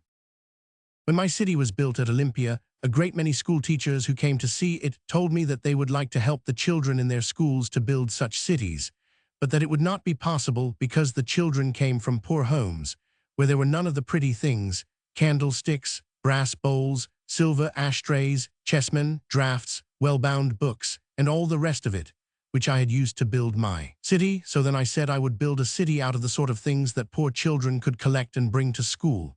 And I did. My friends Mr. Annies and Mr. Taylor, who were helping me to explain the city and show it to visitors, helped me with the building. We did it in a day, and it was very pretty, so pretty that the school teachers who came to see it asked me to write a book to say how that was done. And so I did. There are no words to express half what I feel about the teachers in our council schools, their enthusiasm, their patience, their energy, their devotion. When we think of what the lives of poor children are, of the little they have of the good things of this world, the little chance they have of growing up to any better fate than that of their fathers and mothers, who do the hardest work of all and get the least pay of all those who work for money. When we think how rich people have money to throw away, how their dogs have velvet coats and silver collars and eat chicken off China, while the little children of the poor live on bread and tea and wear what they can get, often enough, too little. When we think of all these things, if we can bear to think of them at all, there is not one of us, I suppose, who would not willingly die if by our death we could secure for these children a fairer share of the wealth of England, the richest country in the world. For wealth, by which I mean money, can buy all those things which children ought to have, and which these children do not have: good food, warm clothes, fresh country air, playthings and books and pictures. Remembering that by far the greater number of children of England have none of these things, you would, I know, gladly die if dying would help. To die for a cause is easy. You leap into the gulf like Curtius, or fall on the spears like Winkelried, or go down with your ship for the honor of your country. To lead a forlorn hope, to try to save one child from fire or water and die in the attempt, that is easy and glorious. The hard thing to do is to live for your country, to live for its children. And it is this that the teachers in the council schools do, year in and year out, with the most unselfish nobility and perseverance. And nobody applauds or makes as much fuss as is made over a boy who saves a drowning kitten. In the face of enormous difficulties and obstacles, exposed to the constant pinpricks of little worries, kept short of space, short of materials, and short of money, yet these teachers go on bravely, not just doing what they are paid to do, but 1,000 times more, devoting heart, mind, and soul to their splendid ambition and counting themselves well paid if they can make the world a better and a brighter place for the children they serve. If these children, when they grow up, shall prove better citizens, kinder fathers, and better, wiser, and nobler than their fathers were, we shall owe all the change and progress to the teachers who are spending their lives to this end. And this I had to say before I could begin to write about how cities may be built of such materials as poor children can collect and bring to school. For I have to own that poor children live in such little crowded houses that there is no room for the building of cities, and in the courts and streets where they play they cannot build, for the passers-by would tumble over their cities, and the policemen would call it an obstruction. So if they have a city at all, it must be where they have most of their pleasant plays, at school.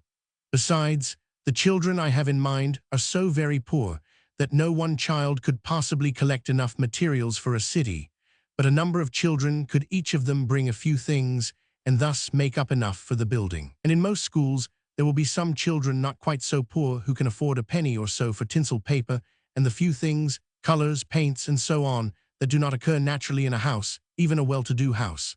These, let us hope, will be able to furnish a few old chessmen, for there is nothing like chessmen for giving an air of elegance to domes and minarets. If you cannot get chessmen, small clothes pegs are good. You can cut them in halves, and then you have two kinds of minaret. They can be colored red or dark brown. Or, if your city seems likely to lack metal, you can paint them with gold or aluminum paint. They look well when cut shorter as the battlements of buildings, rather like Halma men, but of handsomer and more rotund proportions. Your Halma man, as you buy him in a box, is ever a bit of a starveling. If you cut your peg into three, the middle section will make short round pillars to support little galleries, the roof being a strip of millboard or the lid of a narrow box. Clothes pegs. Cardboard and wooden boxes of all sizes and shapes are always easy to get.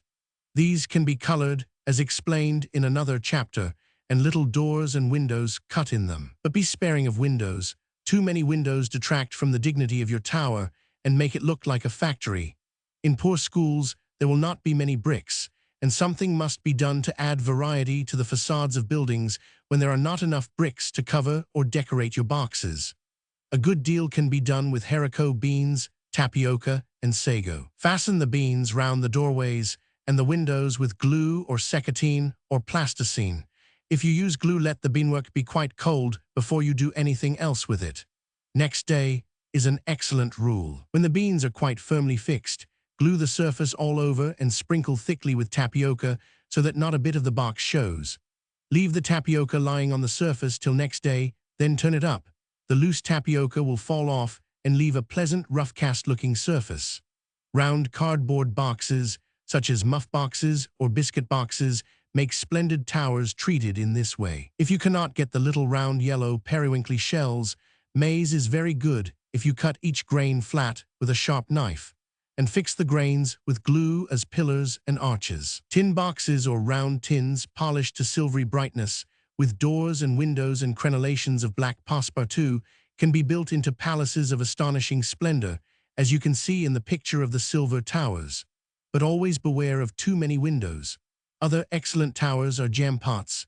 You can paint them any color you like, but I advise you to stick to terracotta, cream color, and dark brown. Very pretty towers can be made of white jam pots with windows and doors and crenellation of gold paper. Only you should outline the gold with ink or dark stain to make it show up against the white. Basins that are cracked make good domes, and you can almost always get a cracked basin, however poor you are. Teacups that have lost their handles or had a piece bitten out of them are also not hard to get, and the lids of teapots that are broken and of saucepans that have been burnt through come readily enough to the hand of the collector. Honey pots and the little brown jugs that cream is sold in are easy to come by and make Moorish-looking domes for buildings.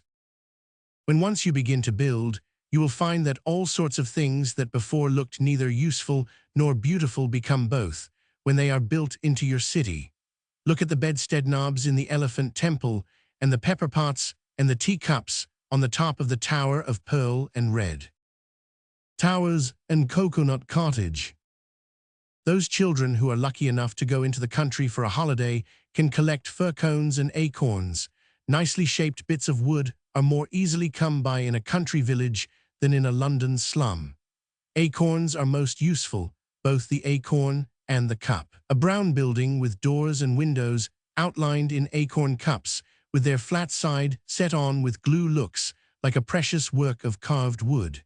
If you can't get acorn cups, the shells of Barcelona nuts are good, but they are difficult to cut into the needed cup shape. The shells of peanuts on a stone-colored building look like carved stones, but always the nutshell must fit its edges tightly and neatly to the surface and show as a little round neat boss. Your own observation will supply you with other little and valueless things, which will become valuable as soon as you stick them evenly and closely on a foundation of their own color. The periwinkly shells and the maize grains look best on white wood. The shells of the coconut have a value all their own. The larger ones, sawn neatly in halves, make impressive domes for brown buildings, and half a small coconut shell will roof a cardboard box that has held elastic bands, and you can call it a thatched cottage or the hut of a savage chief. I called mine Coconut Cottage and the curator of my botanical museum lived there. The chief astrologer, of course, lived at the top of his tower, which was a photographic enlarging apparatus. Ponds and rivers can be made with the silver paper that comes off cigarettes, and I have made a very impressive tower with match boxes, painted black, and piled one on another so that the blue side shows in front, with a touch of red at each side. Black windows, if you like. If you cannot get any chessmen, the pinnacles of your buildings must be clothes pegs, acorns, and fir cones, with a very occasional piece of lead pencil or short piece of brass tubing with an acorn or a fir cone on the top. Fir cones, too, look quite baronial stuck upright on the posts of gates, and they are good edging for paths and roads. Pillboxes make nice little turrets, and cotton reels, colored to match the bricks and the boxes, are the finest flower tubs in the world. With sprigs of evergreen stuck in them, or a little-made rose tree, they look quite lifelike and convincing, especially if you paste a circle of brown paper on the top of the reel to look like mold, before you stick your shrub in the hole so conveniently placed in the reel, apparently on purpose to have shrubs planted in it. Cotton reels with acorns or fir cones on them are good on the top of gate posts. Cotton reels. Lattice window. These are just a few of the things that poor children can get and the way they can use them.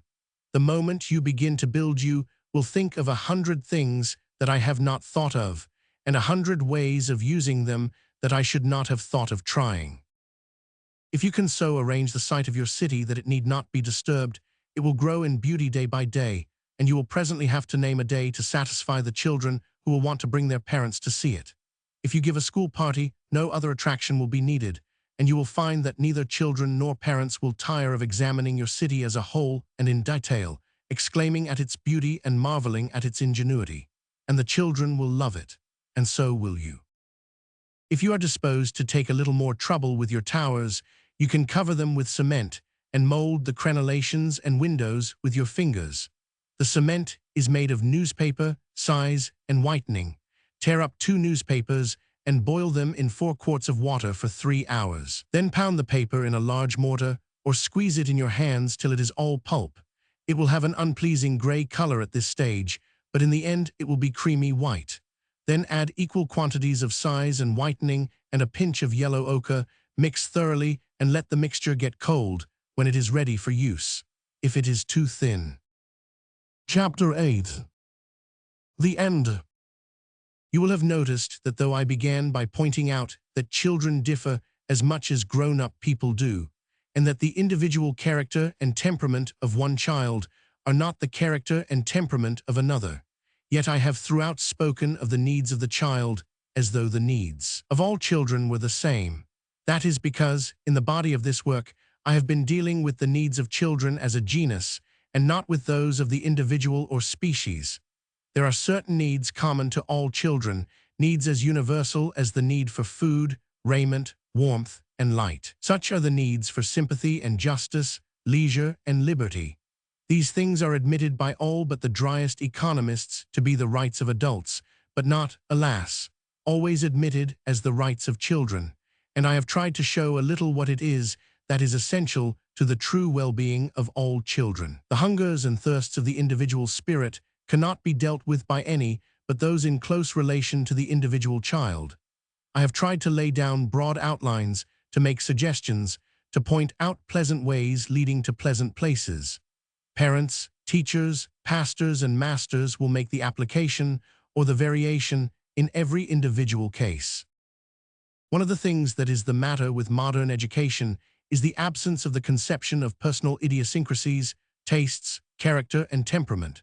For the matter of that, it is this indifference to personality which makes the whole of our civilization vulgar and vain. Our education treats children as though they were all cast in one mold. It treats men and women as though they, in their sphere, differed not at all one from another. You will say that it is impossible, in a great country and a great school, to find out the personal tastes and wishes, hopes, dreams, powers, and possibilities of individuals, and you are quite right. That is why large schools and large communities fail so detestably in the very objects of their existence. Schools are intended to educate, and they merely instruct. Communities are, at least I suppose they are, intended to enable their members to live happy and useful lives as free citizens, and they only succeed in making slaves of the many and tyrants of the few. The machinery of government and the machinery of so-called education is too big. What it has to deal with is too big for any fine result to be possible. If we are ever to get out of children, and men and women, anything like the best of which they are capable, we shall have to have much smaller schools and much smaller communities. Some sort of beautiful and useful corporate life is possible in a place the size of Bedford. It is not possible in a place the size of London.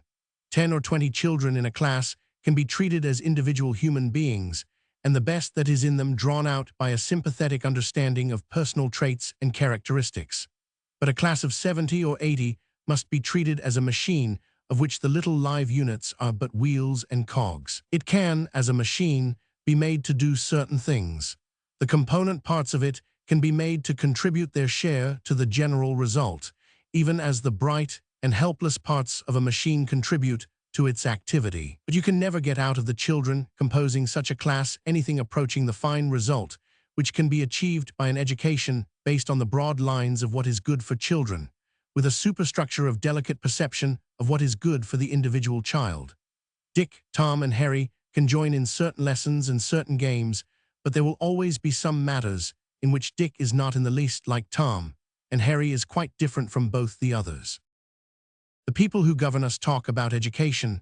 They talk greatly, and a little they do, but they will not do the one simple, straightforward thing which is as essential to the growth of the mind as vital religion is to the growth of the soul.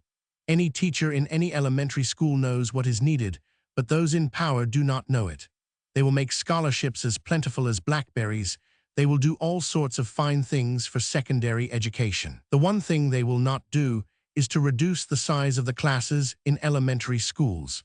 And so long as this is not done, the millions we spend yearly on education are, to a pitiably great extent, millions wasted. We might almost as well take at least half the money, put it in bags, tie it up with red tape, and drop it over London Bridge, or, still better, spend the money in monthly exhibitions of free fireworks, which would at least give the children and the grown-ups one jolly evening in 30.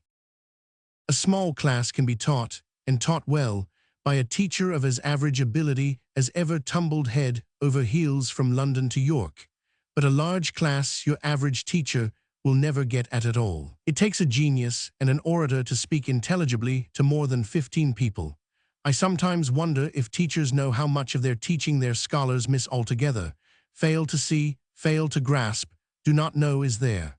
Between the careless or overworked teacher and the timid and rather stupid child, there is a great gulf fixed. To such a child, the voice of the teacher is the voice of one crying in the wilderness, crying quite aimlessly in a wilderness of unintelligible jargon. Many boys, in public as well as elementary schools, by the way, go through their whole school life scraping through somehow, and never once having a clear idea of anything that they are doing, hardly ever a glimpse of what anything is about, or that anything has any reasonable relation to anything else. It is rather like a miracle, whichever way you take it, but there it is, and a miracle which might be made impossible and unnecessary by a little sensible commonplace legislation. We want smaller classes, and we want those classes better taught. That is to say, we want more teachers and better paid teachers. We want our teachers to be placed in a position of certain comfort, that they shall not be living in the house of poverty with the wolf of worry always nosing round the door, distracting their attention from what should be their chief thought for most of the months of the year. We want longer holidays and a better provision for happiness in those holidays, both for teachers and children. We want every teacher and every child to have a real holiday, not merely an absence from school. In a word, we want more money spent on schools and less on jails and reformatories. It cannot be put too plainly that the nation which will not pay for her schools must pay for her prisons and asylums. People don't seem to mind so much paying for prisons and workhouses. What they really hate seems to be paying for schools. And yet how well, in the end, such spending would pay us. There is no darkness but ignorance, and we have now such a chance as has never been the lot of men since time began, a chance to light enough lamps to dispel that darkness. If only we would take that chance. Even from the meanest point of view, we ought to take it. It would be cheaper in the end. Schools are cheaper than prisons. Now that I have written the words, I don't like the look of them. And looking back through this book, I see that most of what I have written applies to the kind of children who are in little danger of going to prison, children in comfortable homes, with enough of, at any rate, material well-being. Most of my book refers to the class that is not taught in council schools, and that will not be sent to a reformatory if the eighth commandment is not learnt in one lesson. This class is called the upper middle class, and it does not go to the council schools because it has money to go elsewhere. The children of this class are, in brain and heart, not superior to the children of what are called the working classes. Place the middle-class children in the surroundings of the slum child, and thereupon the middle-class child would grow as the slum child grows, as the plant debarred from light grows, not straight. What we want is that there should be a distribution of wealth so changed from the one that now destroys the nation's balance as to put every parent in a position to pay for his child's education, and that the nation's schools should be so superlatively better than all other schools that no parent would dream of sending his child to any school, but that provided by the nation for the nation's children. And now that it comes to goodbye, I am sorry to say it, I feel that I have only been touching the fringe of the greatest problem in the world, that there is very much which I have left unsaid, or which I might have said differently and better. One might go on for all one's life thinking and writing about children and their needs, and always there would be more unsaid than said, less thought than food for thought. If the thoughts which I have striven to set forth give food for thought in others, if my little candle may help to kindle a great torch, I shall look back on the writing of this book as a great privilege, and the memory of the hours spent on it I shall treasure with a glad and grateful heart.